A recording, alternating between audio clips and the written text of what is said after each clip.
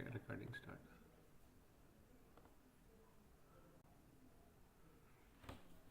So ಎಲ್ಲರಿಗೂ ನಮಸ್ಕಾರ. ಪ್ರತಿ ವಾರದ ಗೂಗಲ್ ಮೀಟ್ ಸರಣಿಯ ಇಂದಿನ ಸಂಚಿಕೆಗೆ ನಿಮಗೆಲ್ಲ ಸ್ವಾಗತ. ನಾವು ಕಳೆದ 21 ವಾರಗಳಿಂದ ಅಂದರೆ ಜೂನ್ ತಿಂಗಳು 11ನೇ ತಾರೀಕಿಂದ ಪ್ರತಿ ಬುಧವಾರ ನಾವು ಈ ಬುಧವಾರದ ಗೂಗಲ್ ಮೀಟ್ ಇದರಲ್ಲಿ ಸೇರ್ತಾ ಇದ್ದೀವಿ. ನೀವುಗಳು ನನ್ನ ಜೊತೆ ಜೋಡಿಸ್ಕೊಂಡಿದ್ದೀರಾ, ನಿಮ್ಮ ಫೀಡ್ಬ್ಯಾಕ್ ಸಹ ಕೊಡ್ತಾ ಇದ್ದೀರಾ. ಹಾಗಾಗಿ ಈ ಒಂದು ನಮ್ಮ ನೈಸರ್ಗಿಕ ಕೃಷಿಯ ಮುಂದಿನ ಹಾದಿ, ಇದು ನಾವು ಈ ನಮ್ಮ ಸರಣಿಗೆ ಕೊಟ್ಟಿರ್ತಕ್ಕಂಥ ಹೆಸರು ನ್ಯಾಚುರಲ್ ಫಾರ್ಮಿಂಗ್ ವೇ ಫಾರ್ವರ್ಡ್. ಈ ಮುಂದಿನ ಹಾದಿಯನ್ನು ನಾವು ಗುರುತಿಸ್ಕೊತಾ ನಡ್ಕೊಂಡು ಹೆಜ್ಜೆ ಇಟ್ಕೊಂಡು ಬರ್ತಾ ಇದ್ದೀವಿ. ಈ ಕಳೆದ 21 ಸಂಚಿಕೆಗಳಲ್ಲಿ ನಾವು ಸಾಕಷ್ಟು ವಿಷಯಗಳನ್ನು ಮನನ ಮಾಡ್ಕೊಂಡಿದ್ದೀವಿ, ಅದರದ್ದು ಮುಖ್ಯಾಂಶಗಳನ್ನು ಸಹ ತಿಳ್ಕೊಂಡಿದ್ದೀವಿ. ಆಮೇಲೆ ಎಷ್ಟು ಮಾಹಿತಿಗಳನ್ನು ನೀವುಗಳು ನಿಮ್ಮ ಕೃಷಿ ಕ್ಷೇತ್ರದಲ್ಲಿ ಅಳವಡಿಸ್ಕೊಂಡು ಬರ್ತಾ ಇದ್ದೀರಾ, ನನ್ನ ಜೊತೆ ಶೇರ್ ಮಾಡ್ಕೊಂಡಿದ್ದೀರಾ. ಸಾಕಷ್ಟು ಜನ ನನ್ನ ಜೊತೆ ಶೇರ್ ಮಾಡ್ಕೊಳ್ಳೋಕ್ಕಾಗಿಲ್ಲ, ಬಟ್ ಆಲ್ರೆಡಿ ಇದನ್ನೆಲ್ಲ ನೀವು ಪ್ರಾಕ್ಟೀಸ್ ಮಾಡ್ತಿದ್ದೀರಾ ಅಂತ ನನಗೆ ಅವಾಗೂ ಗೊತ್ತಾಗ್ತಿರುತ್ತೆ. ಭಾಳ ಸಂತೋಷ.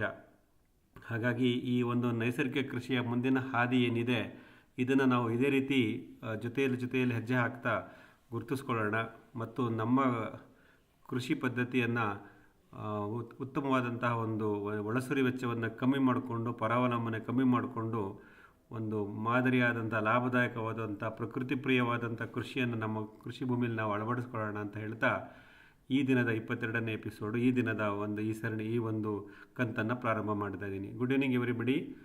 Welcome to weekly Wednesday webinar through Google Meet live session. So today is the 22nd episode. We started this on 11th June 2025. Today is 5th November 2025. On these 21 weeks, we have discussed various topics and subtopics and concepts and theory about natural farming. The title given to this series of webinar is called Natural Farming, the Way Forward. We need to discover our own path, our own way in order to manage our farm practices as per the principles of natural farming, and it should be as close to the nature. So in these episodes, we have discussed various points, various aspects, and trying to discover and make our farming practices more self-sustainable and independent. So let us try to understand today's episode. Today the episode we have taken is multi-layer multi-cropping system design and implementation done at our other farm, that is Namane Tota we call it as, which is at Hasana district, Alur Taluk, Parle Hobali, Kittaganamane village, which is about 22 km from Hasan bus stand, 18 km from Sakleshpura on Hasan-Sakleshpur highway. So I will going to share some of the multi-layer multi-cropping design, planning, designs, and already implementation is done. The implementation being done in this farm in the last couple of weeks. I was focused there only, so that I am going to share it. It's only an example what I am trying to explain you, which is planted in Namane Tota, but otherwise it is a kind of an approach or a guidance for anybody who wants to do multi-layer multi-cropping.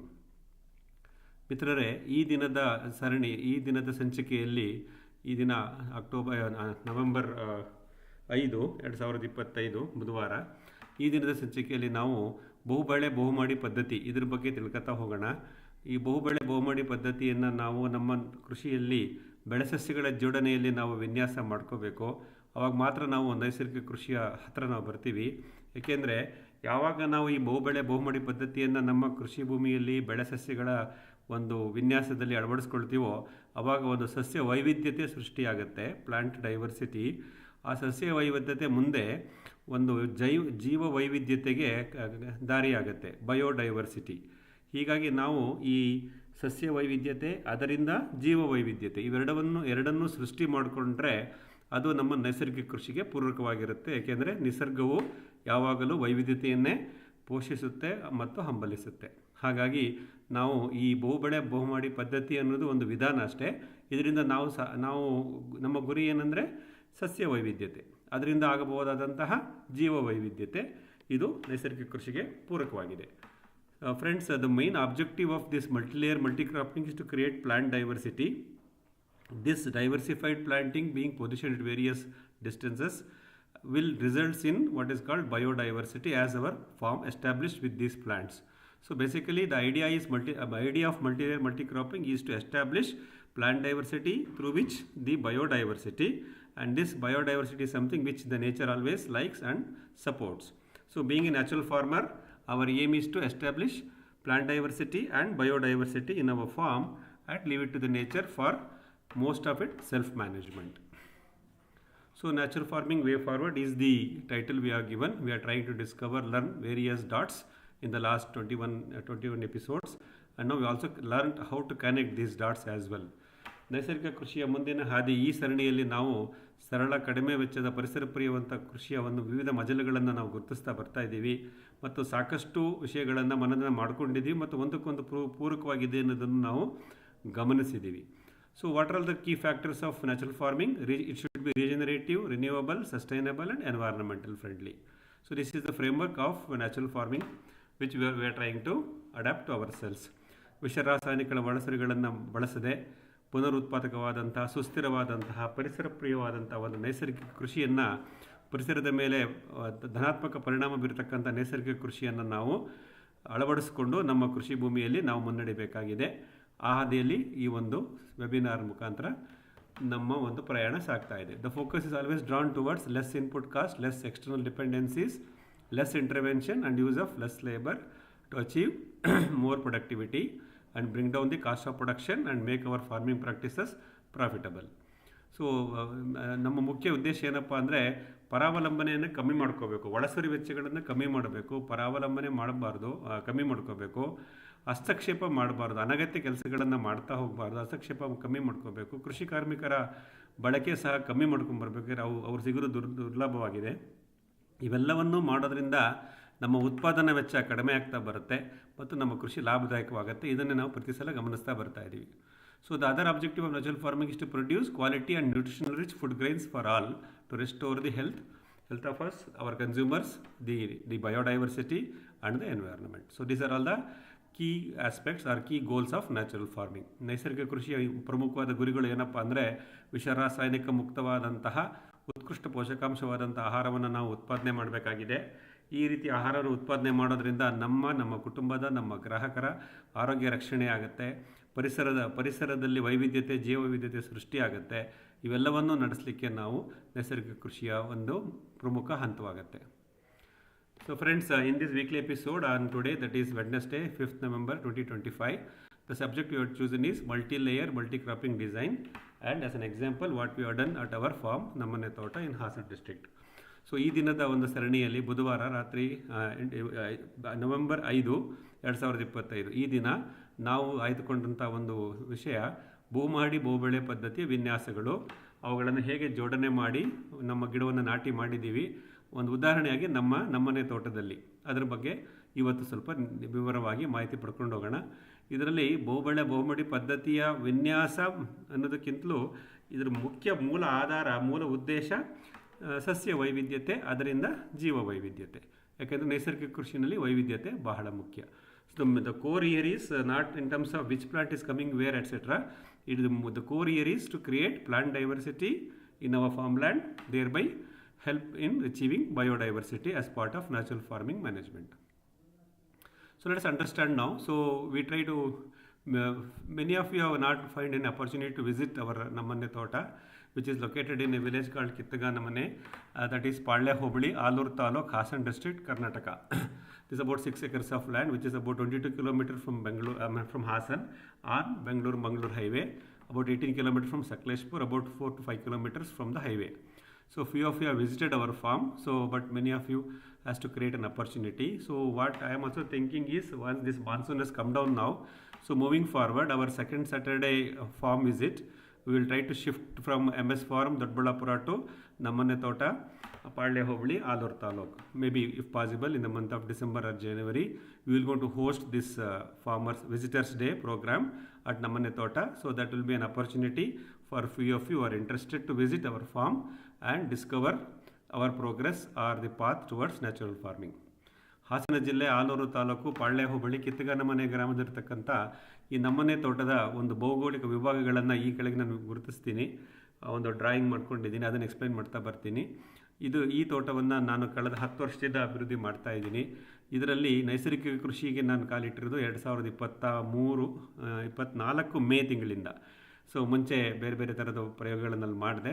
But ಈಗ ನನಗೆ ನೈಸರ್ಗಿಕ ಕೃಷಿಯ ಒಂದು ತಳಹದಿಯನ್ನು ನಾನು ಗಟ್ಟಿ ಮಾಡಿಕೊಂಡು ಈ ಒಂದು ವಿನ್ಯಾಸವನ್ನು ಜೋಡಿಸ್ಕೊತಾ ಬರ್ತಾ ಇದ್ದೀನಿ. ಕಳೆದ ಆಲ್ಮೋಸ್ಟ್ ಈಗ 15-16 ತಿಂಗಳಿಂದ ಸಾಕಷ್ಟು ಬೆಳೆ ಸಸ್ಯಗಳ ನಾಟಿ ಅಲ್ಲೇ ಆಗಿದೆ ಮತ್ತು ವೈವಿಧ್ಯತೆ ಸೃಷ್ಟಿ ಆಗ್ತಾ ಇದೆ. ಅದರ ವಿವರಣೆಯನ್ನು ಇವತ್ತು ಈ ಪ್ರೆಸೆಂಟೇಷನ್ ಸ್ಲೈಡ್ನಲ್ಲಿ ಕೊಡ್ತೀನಿ. ಮುಂದೆ ಇದರಲ್ಲಿ ನಿಮ್ಮಲ್ಲಿ ಇವತ್ತು ನಮ್ಮ ಜೊತೆ ನೇರ ಕಾರ್ಯಕ್ರಮದಲ್ಲಿರ್ತಕ್ಕಂಥವ್ರು ಕೆಲವರು ಈ ನಮ್ಮನೆ ತೋಟಕ್ಕೆ ಬಂದಿದ್ದೀರಾ. ಸಾಕಷ್ಟು ಜನ ಇನ್ನೂ ಆ ತೋಟಕ್ಕೆ ಬರಬೇಕಾಗಿದೆ. ಹಾಗಾಗಿ ನಾವೇನು ಮಾಡ್ತೀವಿ, ಪ್ರತಿ ತಿಂಗಳ 2ನೇ ಶನಿವಾರ ವೀಕ್ಷಕರ ದಿನ ಅಂತ ಮಾಡ್ತೀವಲ್ಲ, ಅದನ್ನು ಇದುವರೆಗೂ ಕಳೆದ ಜೂನ್ ತಿಂಗಳಿಂದ ನಮ್ಮ MS ಫಾರಂ ದೊಡ್ಡಬಳ್ಳಾಪುರ ತಾಲೂಕು ಇಲ್ಲಿ ಮಾಡ್ತಾ ಇದ್ವಿ. ಮುಂದೆ ಡಿಸೆಂಬರ್ ಜನವರಿ ನಂತರ ನಮ್ಮನೆ ತೋಟದಲ್ಲೂ ಮಾಡಲಿಕ್ಕೆ ಯೋಜನೆ ಮಾಡ್ಕೊಳ್ತೀವಿ. ಹಾಗಾಗಿ ಆಸಕ್ತಿ ಇರತಕ್ಕಂಥ ನೈಸರ್ಗಿಕ ಕೃಷಿಕರು ಒಮ್ಮೆ ಈ ಒಂದು ಕಾರ್ಯಕ್ರಮದಲ್ಲಿ ಭಾಗವಹಿಸಿ ನಮ್ಮನೆ ತೋಟವನ್ನು ಸಹ ನೀವು ಗಮನಿಸ್ಬೋದು. ಸೊ ಈ ನಮ್ಮನೆ ತೋಟದಲ್ಲಿ ಆಗಿರ್ತಕ್ಕಂಥ ಸಾಕಷ್ಟು ಬದಲಾವಣೆಗಳನ್ನು ನಾನು ನಿರಂತರವಾಗಿ ಮೊಬೈಲಲ್ಲೇ ರೆಕಾರ್ಡ್ ಮಾಡಿ ಚಿಕ್ಕ ಚಿಕ್ಕ ವಿಡಿಯೋಗಳು ಮಾಡಿ ನೋಡಿ ಈ ನನ್ನ ಯೂಟ್ಯೂಬ್ ಚಾನಲ್ನಲ್ಲೇ ಈ ಪ್ಲೇಲಿಸ್ಟಲ್ಲಿ ಅಪ್ಲೋಡ್ ಮಾಡಿದ್ದೀನಿ. ಸೊ ಸುಮಾರು ಒಂದು 30ಕ್ಕೂ ಹೆಚ್ಚು ವಿಡಿಯೋಗಳು ಅದರಲ್ಲಿ ಶಾರ್ಟ್ ವಿಡಿಯೋಗಳಿದೆ. ಅದನ್ನು ನೀವು ಗಮನಿಸ್ತಾ ಬರ್ಬೋದು. Dear friend, this is the YouTube link of my personal YouTube channel of A playlist. Under this playlist, Nammane Thotas, I have uploaded more than 30 short videos which are nothing but the regular updates or progress in our farm. So whenever you have time permits, please visit this YouTube channel and select this playlist Nammane Thota and you can watch these short videos. So this is the logical diagram of Nammane Thota. So as you see here, so this is facing it's facing a PW road. There is Hassan-Mangalore broad gauge railway line on the southern side of my farm. On the eastern side there is a PW road which connects to Beluru. It's a card road from Sakleshpur to Belur. It's a card road. Then on the northern side there is a river Shankutirtha which is a tributary of river Hemavati. So this Shankutirtha joins river Hemavati in a place called Gururu where there is a Hemavati reservoir. And as all of you know, this river Hemavati joins Kaveri in Krishnaraj Sagar, that is Kannambadi Katte. So this is Kaveri belt zone or the catchment. So this river Shankutirtha flows on the northern side, and on the northeast corner of our farm there is an open well. This open well receives the natural flow from this river Shankutirtha, and this river is almost perennial.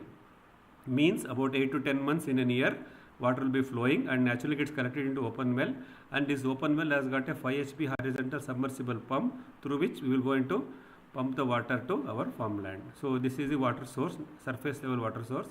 We also have a tube well which feeds the domestic requirement of our farmhouse, and occasionally if there is no water in the open well, we are going to connect this tube well also into the main irrigation system. So friends, so we have broadly divided our farm, which is about 6 acres with about 200 plus yielding coconut trees. So we have broadly divided this farm into 3 sections. The section A towards the eastern side, the section C towards the western side, and section B at the center, which is sandwiching the A and C. Now these are the 3 sections. This farm is sloping towards south to north. As we move from south to north, there is a slope, and this is the lowest portion of our land, that is the northeast corner. So we are divided into 3 sections A, B, C, and on each section there are some bunds we have created. These are all bunds we have created to ensure rainwater harvesting or kind of a leveling.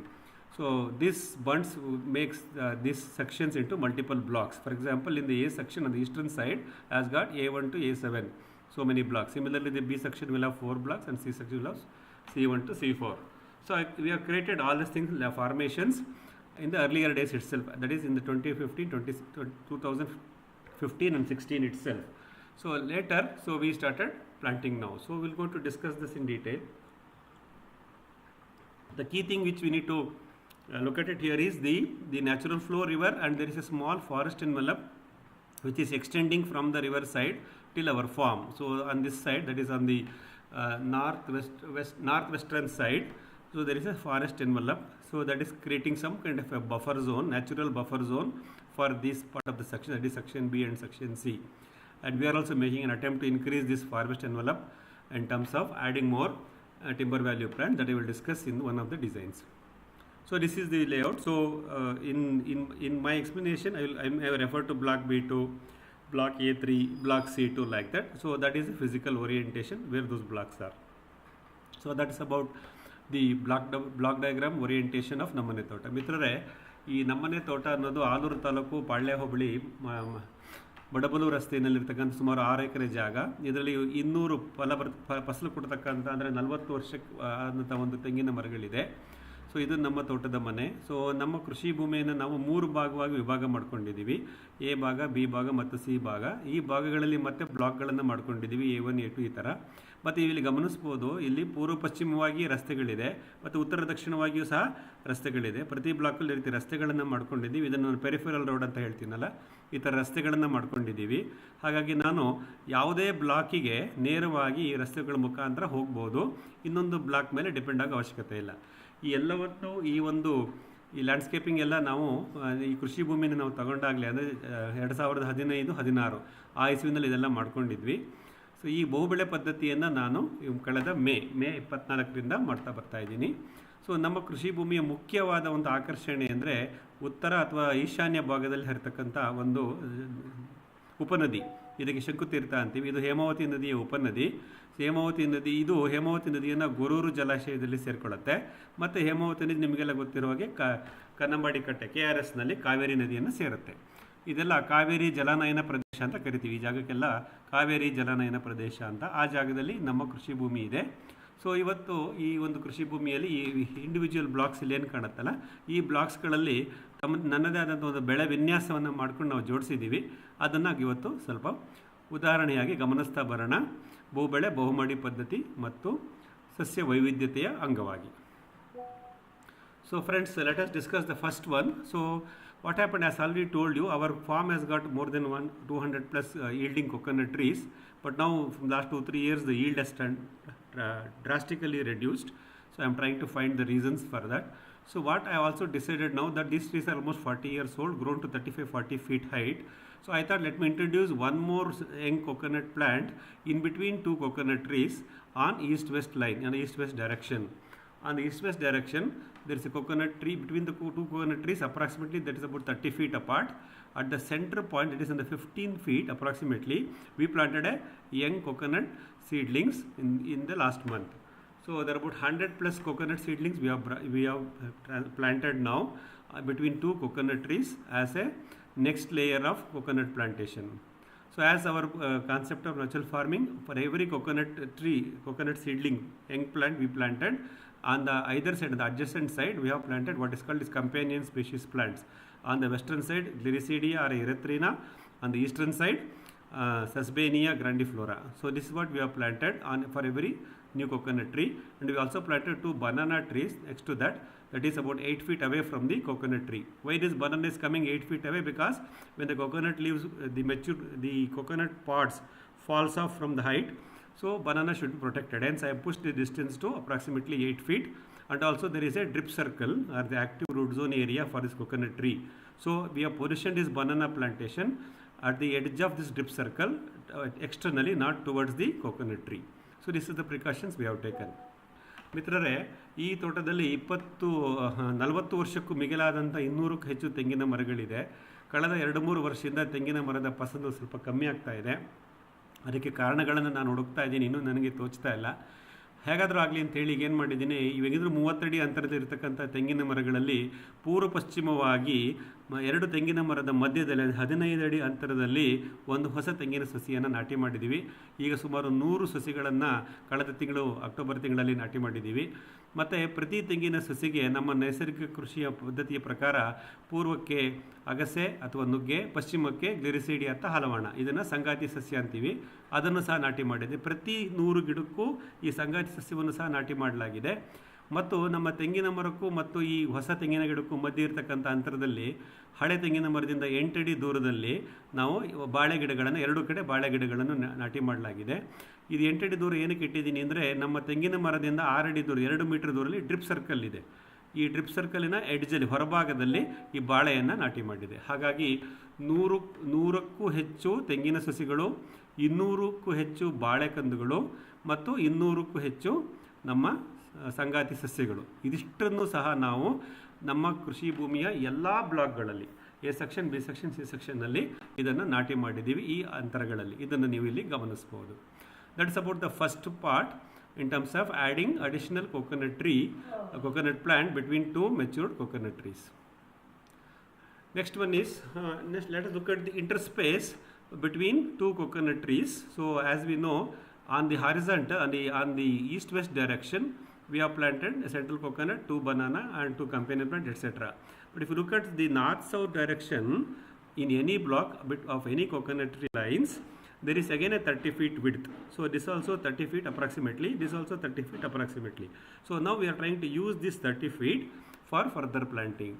So what we have done, in one of these blocks, so we have chosen what is called the central area. So from this plant, from this coconut tree, so we have taken about 12 feet and draw one line, and leave a 6 feet passage and draw another line. So there are 2 lines being drawn which are 12 feet away from the 2 adjacent coconut trees. So we have line 1 here which is 12 feet from the coconut tree, and again another line which is 12 feet from the coconut tree with a 6 feet passage in between. So we have drawn 2 these kind of logical lines.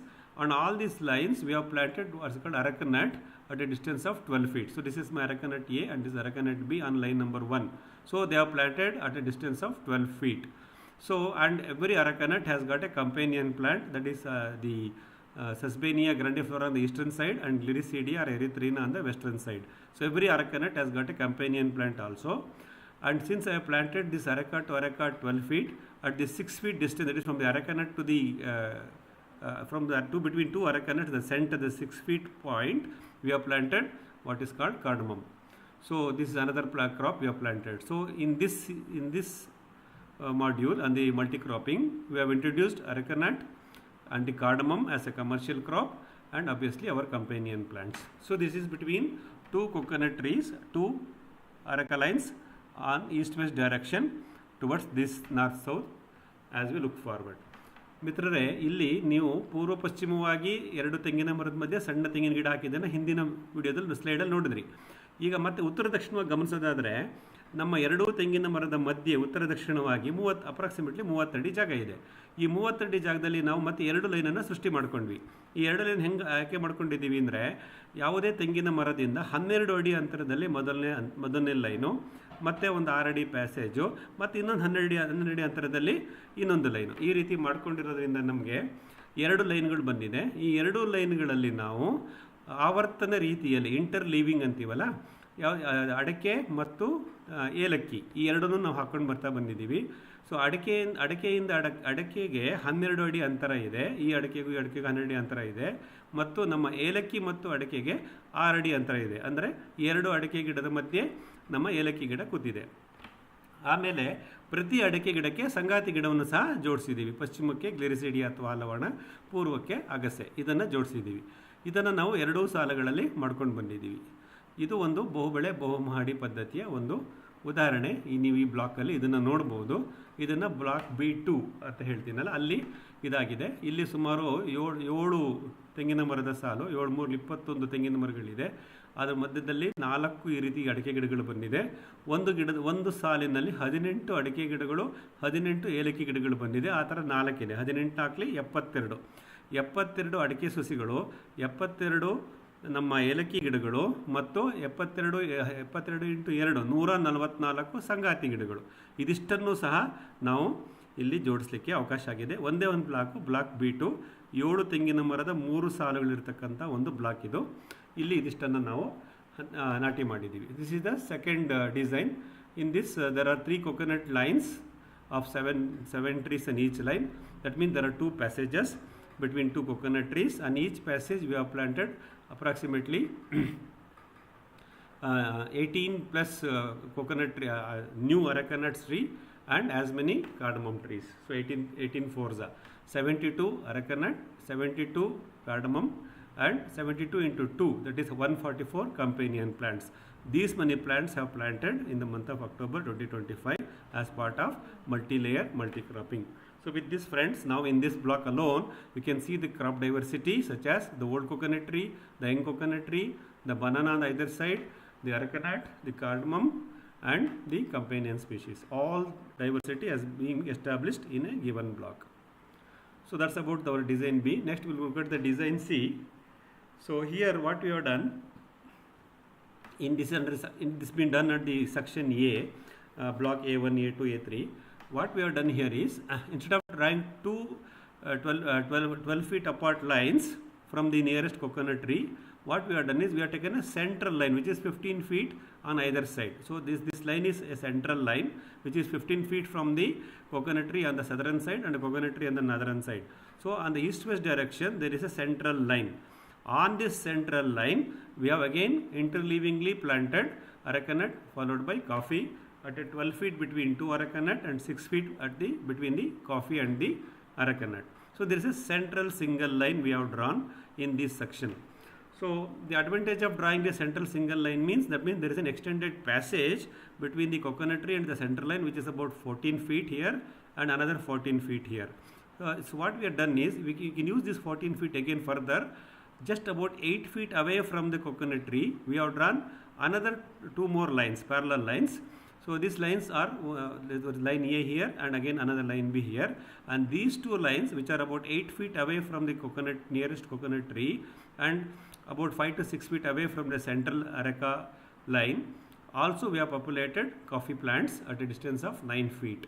This is called Arabica Chandragiri that we have planted on the either side. That means to say between two coconut trees there are three lines now.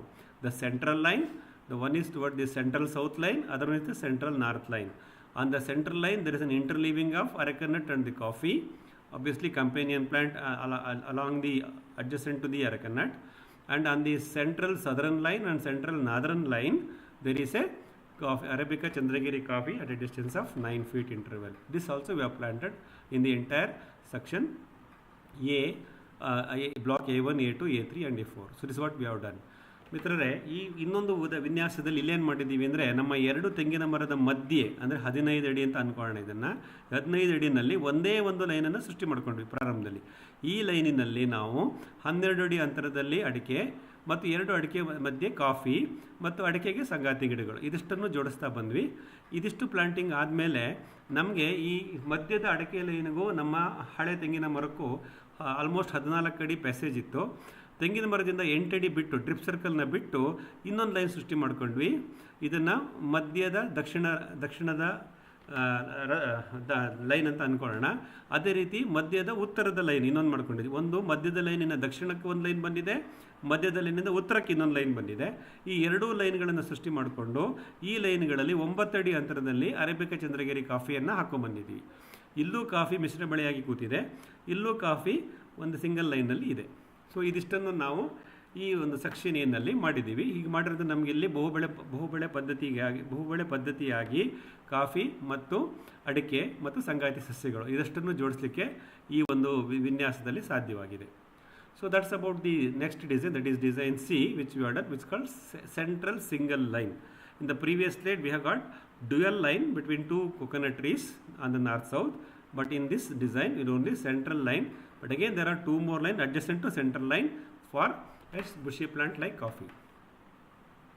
Now let us look at the fourth design, that is design D. So in this what we have done, it is similar to our design B. So there are two equally spaced lines between two coconut trees, that is 12 feet away from the coconut A here towards the northern side, and again another 12 feet away from the coconut tree on the next side towards the southern side. We have got two lines now which are 8 feet away from the coconut tree and 12 feet away from the coconut tree, and these two lines, okay, we have planted at a interleaving pattern the cardamom and fruit plants. So we have put various fruit plants here along with the this nutmeg. We have put the nutmeg plants. Along with that we have interleaving of cardamom also. So this section, this is called block C1 of section C. It is about two passages we are getting. On both the passages there are dual lines like this. Total there are 4 lines. On each line you can see there is a nutmeg plant, then between 12 feet, then again in between center there is a cardamom. So we have populated this cardamom and nutmeg here. It is similar to areca cardamom design on block B2, but it is in block C1. So what we have done is for every nutmeg we have planted adjacent to this there is a companion plant, and obviously this is the cardamom plant. So in this case what we have chosen, friends, there are about n number of nutmeg plants here, In this I have used mixture of grafted as well as seeded nutmeg plants to optimize my investment. Obviously, for example, we have brought 20 nutmeg plants, out of which 8 are grafted, remaining 12 or 15 are seeded.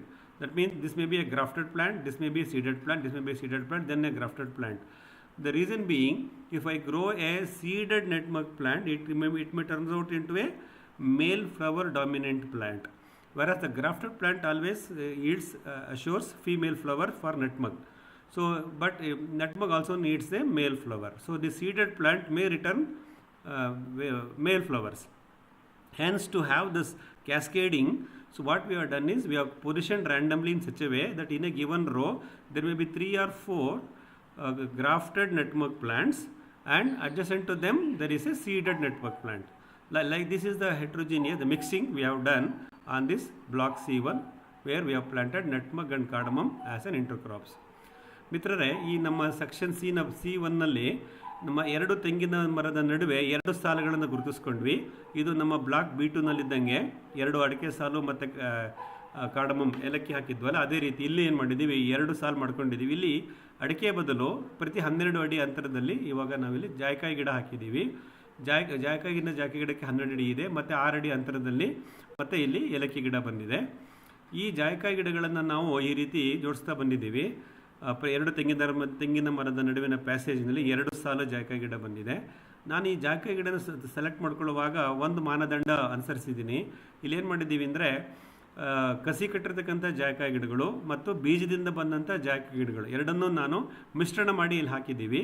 ಇದಕ್ಕೆ ಕಾರಣ ಏನಂದರೆ, ನಿಮಗೆ ಗೊತ್ತಿರೋ ಹಾಗೆ ಕಸಿ ಕಟ್ಟಿದ ಜಾಯಿಕಾಯಿ ಗಿಡಗಳು ಸಾಕಷ್ಟು ಹೆಣ್ಣು ಹೂಗಳನ್ನು ಬಿಡುತ್ತೆ, ಬಟ್ ಅದು ಪರಾಗಸ್ಪರ್ಶ ಆಗಲಿಕ್ಕೆ ಗಂಡು ಹೂಗಳ ಅವಶ್ಯಕತೆ ಇದೆ. ಹಾಗಾಗಿ ಇನ್ನೊಂದು ಬೀಜದಿಂದ ಬೆಳೆದಂಥ ಜಾಯಿಕಾಯಿ ಗಿಡ ಹಾಕಿದಾಗ ಅದರಲ್ಲಿ ಗಂಡು ಹೂಗಳು ಬರ್ತಕ್ಕಂಥ ಸಾಧ್ಯತೆಗಳು ಇರೋದರಿಂದ 2 ರೀತಿಯ ಒಂದು ಅನುಕೂಲ ಆಗುತ್ತೆ ಪರಾಗಸ್ಪರ್ಶಕ್ಕೆ ಅಂತ ಹೇಳಿ ನಾವು 8 ಕಸಿ ಕಟ್ಟಿದ ಗಿಡಗಳು ಮತ್ತು 15 ಬೀಜದಿಂದ ಮಾಡಿದಂಥ ಗಿಡಗಳನ್ನು ತಂದು ಒಂದು ರೀತಿ ಇಂಟರ್ಲೀವಿಂಗ್ನಲ್ಲಿ ಹಾಕ್ಕೊಂಡು ಬಂದಿದ್ದೀವಿ. ಸೊ ಇದು ಒಂದು ನಮ್ಮ ಜಾಯಿಕಾಯಿ ಗಿಡದ ವಿನ್ಯಾಸ. ಮತ್ತು ಆಬ್ವಿಯಸ್ಲಿ ಅಂತರ ಬೆಳೆಯಾಗಿ ಏಲಕ್ಕಿ ಗಿಡ ಇದೆ ಮತ್ತು ಜಾಯಿಕಾಯಿ ಗಿಡಕ್ಕೆ 2 ಕಡೆ ಸಂಗಾತಿ ಗಿಡ ಇದೆ. ಇದಿಷ್ಟನ್ನು ನಾವು ಬ್ಲಾಕ್ C1 ಸೆಕ್ಷನ್ C ನಲ್ಲಿ ಮಾಡಿದ್ದೀವಿ.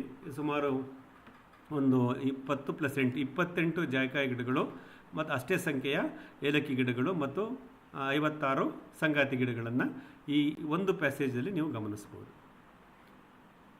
So that's about the next design, that is the nutmeg and the cardamom design. So the other design is the fruit plant design. This is done at block B1 of section B, just behind our farmhouse.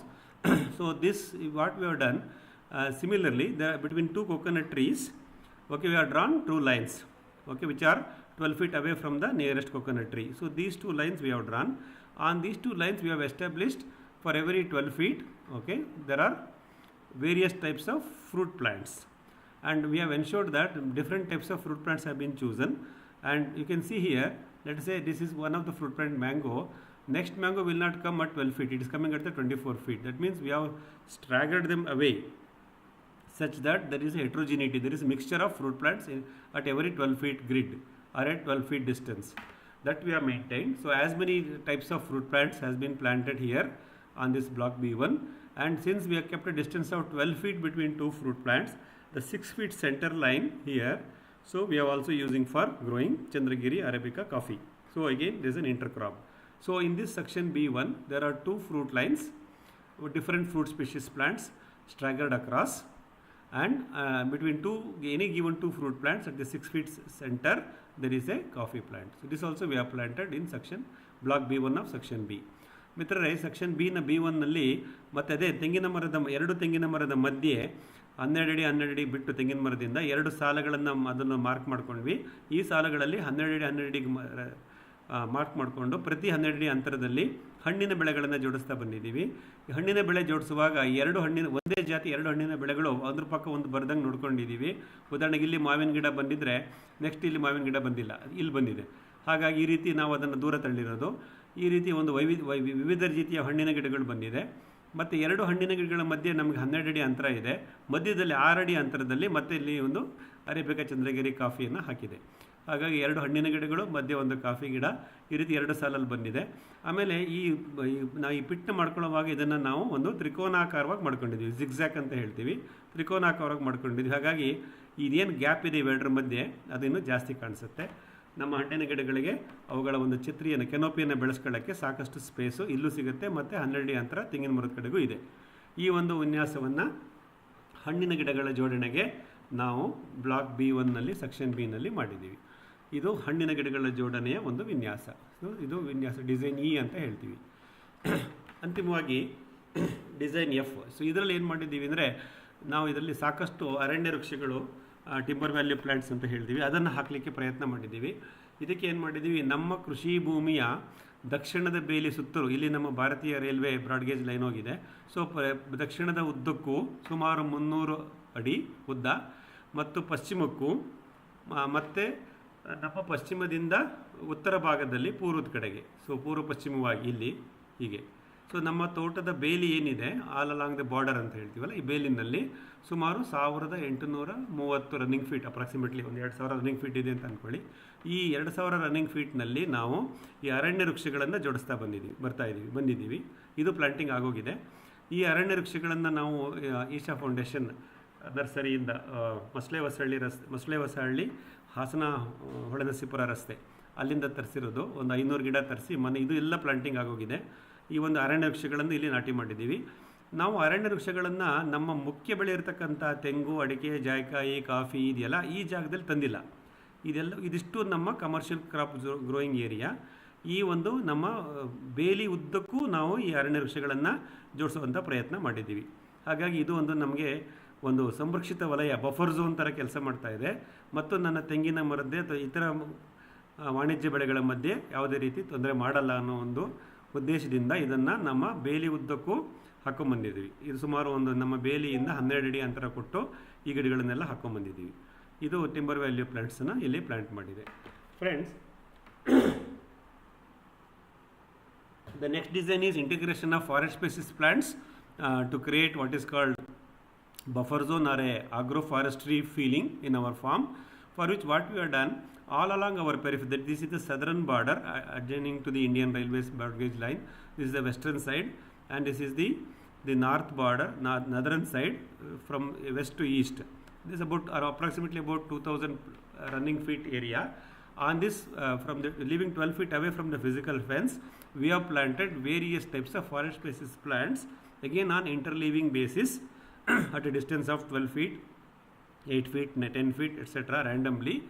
And these forest species plants are planted in such a way that they create what is called a buffer zone, or they derive all the agroforestry benefits to our crops. And the precaution is taken in such a way that on the central core area where our coconut based multi-layer multi-cropping plants are there, commercial plants are there, we have not introduced any of these timber value plants. All these timber value plants are away from the central core area of commercial crop section, that is timber, coconut and others, and it is only on the border or on the periphery. So this is how we have chosen this the timber value plants to create what is called a buffer zone or an agroforestry feeling to our farm. So more than 600 plus timber value plant species plants has been timber value plants of 8 to 10 species has been purchased from Isha Foundation Nursery near Masule Vasarli, Hasna, Mysore Road in the last month, and all of them are planted successfully now. And most of these timber value plants, when we have planted, we always ensured in between either a Gliricidia or Erythrina as a buffer zone plant or a companion plant.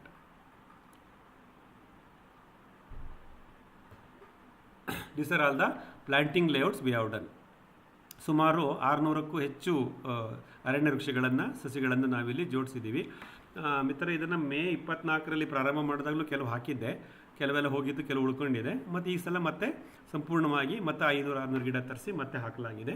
ಇದು ನಮಗೆ ಕೃಷಿ ಅರಣ್ಯ ಸೃಷ್ಟಿ ಮತ್ತು ಸಂರಕ್ಷಿತ ವಲಯವನ್ನು ಸೃಷ್ಟಿ ಮಾಡಲಿಕ್ಕೆ ಮತ್ತು ಸಸ್ಯ ವೈವಿಧ್ಯತೆ ಅದರಿಂದ ಜೀವ ವೈವಿಧ್ಯತೆ ಎರಡನ್ನೂ ಸೃಷ್ಟಿ ಮಾಡಲಿಕ್ಕೆ ಈ ಒಂದು ಅರಣ್ಯ ವೃಕ್ಷಗಳು ಸಹಾಯ ಮಾಡುತ್ತವೆ ಅನ್ನೋ ಒಂದು ಗುರಿಯಿಂದ, ಉದ್ದೇಶದಿಂದ ಇದನ್ನು ಜೋಡಿಸಲ್ಪಟ್ಟಿದೆ. So there is a summary, friends. So with these implementations of multi-layer multi-cropping design at our farm, Nammane Tota, so the various types of plant species of different quantities has been chosen. So next slide I'll go to summarize them. So this is the summary of plants we have done as part of multi-layer multi-cropping to bring in plant diversity and biodiversity in our farm. ಈ ರೀತಿ ಭೂಮಹಡಿ ಬಹುಬೆಳೆ ಪದ್ಧತಿಯನ್ನು ವಿನ್ಯಾಸವನ್ನು ಆಧಾರವಾಗಿಟ್ಟುಕೊಂಡು ನಮ್ಮ ಕೃಷಿ ಭೂಮಿಯ ವಿವಿಧ ಹಂತಗಳಲ್ಲಿ ವಿವಿಧ ಬ್ಲಾಕ್ಗಳಲ್ಲಿ ನಾವು ವಿವಿಧ ಬೆಳೆಗಳನ್ನು ಜೋಡಿಸಿದ್ದೀವಿ. ಇವುಗಳೆಲ್ಲವನ್ನು ಜೋಡಿಸಿರೋದ್ರಿಂದ ಸಾಕಷ್ಟು ವೈವಿಧ್ಯತೆ, ಸಸ್ಯ ವೈವಿಧ್ಯತೆ ಈಗ ಅಲ್ಲಿ ಪ್ರಾರಂಭವಾಗಿದೆ. ಹಂತ ಹಂತವಾಗಿ ಅದು ಬೆಳೀತಾ ಬರುತ್ತೆ. ಯಾವಾಗ ಈ ಸಸ್ಯ ವೈವಿಧ್ಯತೆ ಬೆಳೀತಾ ಬರುತ್ತೋ ಅದರಿಂದ ಒಂದು ಜೀವ ವೈವಿಧ್ಯತೆ ಸಹ ಸೃಷ್ಟಿಯಾಗುತ್ತೆ. ಆ ಜೀವ ವೈವಿಧ್ಯತೆ ನಮ್ಮ ನೈಸರ್ಗಿಕ ಕೃಷಿಗೆ ಬಹಳ ಒಂದು ಪೂರಕವಾಗಿರುತ್ತೆ ಅನ್ನೋ ಒಂದು ವೈಜ್ಞಾನಿಕ ತಳಹದಿಯಿಂದ ಈ ಒಂದು ತೋಟದ ವಿನ್ಯಾಸವನ್ನು ನಾವು ಮಾಡ್ಕೊಂಡು ಬಂದಿದ್ದೀವಿ. ಸೊ ಈಗ ನಾವು ಪ್ರತಿಯೊಂದನ್ನು ಮತ್ತೆ ಗಮನಿಸ್ತಾ ಬರೋಣ. So whatever we have done, we just recapture it again. So as you said, so there are various types of plants we have planted. First category is called horticulture crops. This is a major revenue generating plants in our farm. So the first portion, horticulture crops. As you know, when I brought this farmland in the year 2015, there are about 200 yielding coconut trees, which is about 40 years old now. Now last month we have planted another 100 young coconut seedlings. That's about our total coconut count has gone up to now 200 plus 100, 300. Similarly, in the May 24 we have done about 500 arecanut, and now we have done another 125 arecanut, which is not listed here. So that is also we have added in this phase. Then we have planted coffee, that is Arabica Chandragiri. About 530 plants we have planted now as an intercrop between two areca lines, areca trees, areca plants, as well as two fruit plants or two nutmeg plants. So nutmeg plants you put cardamom. So there are about 530 coffee plants, which is now planted in the month of October, last month. About 100 plus cardamom, which is Nellani Green Gold. This is Chandragiri Arabica. This is Nellani Green Gold. This is Tiptur Tal. So arecanut is from a place called Sakraipatna, Kadur Taluk, Chikmagalur district. Then we also planted banana, Eleki. So there about in the month, about 6 months back only, I brought about 100 plus tissue culture Eleki banana plants. Out of it about 80 are surviving on the lower section, that is section block B3, B4 and A5, A6 and C2, C3. But now rest of the blocks we have now recently we have planted about 200 plus banana stems, root stocks being transplanted adjacent to matured coconut tree on the coconut line. So about 200 plus 280 banana plants are there now being established. In the last year we also done about 70 to 80 cocoa plants from the nursery near Palya, but most of them didn't survive because of heavy rain or want of shade, etc. Only about 20 are remaining. So strategically I have decided not to increase the cocoa head count now, because too much of crops, there is no space and it's challenge for managing. I just explore this 20 cocoa plants, how it comes, let us see. Later if there is space permits, I can add some more cocoa plants. Then obviously last month we have done about 8 plus 15, about 23 nutmeg plants. 8 of them, 8 are grafted one and 15 are seeded one. This is under block C1 of section C. So this is the summary of various horticulture crops being planted in our farm. So about 1753 horticulture crops are being established now. So except my 200 coconut tree, remaining has to grow and give me the yield. So this is the expectation of revenue generation from this farm. Next, so we also have the fruit plants. Mainly the fruit plants are planted on block B1. So as you see here, there are different types of fruit plants of different quantities. So we have done about 250 plus fruit plants are there. These are the most of these fruit plants are brought only recently, but there are very old. Some of the mango plants are there. One jackfruit is there. Some fig is there. These are all very little old. There are few are there. But now with Isha Foundation only, I got some of the fruit plants and from the nursery nearby Palya. So these are the fruit plants majorly concentrated on block B1 and also all along the interbunds of C2 and C1, C3, etc. This is about the fruit plants category we have done. Still there is a scope to add some more fruit plants and space as well. As we move forward, we are going to add some more diversified fruit plants into our farm design. The third category of farm plants is our forest species plants. This, as I said, from Isha Foundation. So more than about 500 plants we have brought now. This has been planted in two phases, that is May 24 and October 25. So these are the various types of species of fruit plants, timber value plants we have planted. And you can see this is the count. ಅರಣ್ಯ ವೃಕ್ಷಗಳು ಮಿತ್ರರೇ, ಸಾಕಷ್ಟು ಅರಣ್ಯ ವೃಕ್ಷಗಳನ್ನು ನಾವು Asia Foundation nursery ತಂದಿದ್ದೀವಿ. 500ಕ್ಕೂ ಹೆಚ್ಚು ನೋಡಿ, ಇದರಲ್ಲಿ ಸುಮಾರು ಒಂದು 15-16 ಜಾತಿಯ ಅರಣ್ಯ ವೃಕ್ಷಗಳನ್ನು ನಾವು ಅಲ್ಲಿ ಜೋಡಿಸಲಿಕ್ಕೆ ಸಾಧ್ಯವಾಗಿದೆ. ಒಂದೊಂದು ಅರಣ್ಯ ವೃಕ್ಷಗಳು ಈ ಸಂಖ್ಯೆಗಳಿದೆ. ಇದರಿಂದ ಒಂದು ವೈವಿಧ್ಯತೆ ಸೃಷ್ಟಿಯಾಗುತ್ತೆ ಅನ್ನೋದನ್ನು ನೀವು ಗಮನಿಸ್ಬೋದು. So many species of forest species plants being planted. Like last week I explained, teak and silver takes the last priority in our wish list. They are existing, so they are still being maintained. So apart from this forest species plants, so we also focus more on biomass generation plant. There is Gliricidia plus. So our focus is to grow more biomass plants in our farm. Generally these biomass plants are grown as a companion species plants adjacent to our main grid plants, as you know. But we also try to find an opportunity to plant these biomass generation plants on various bunds and borders of every block all along the peripheral road. So we find a lot of opportunity to grow them.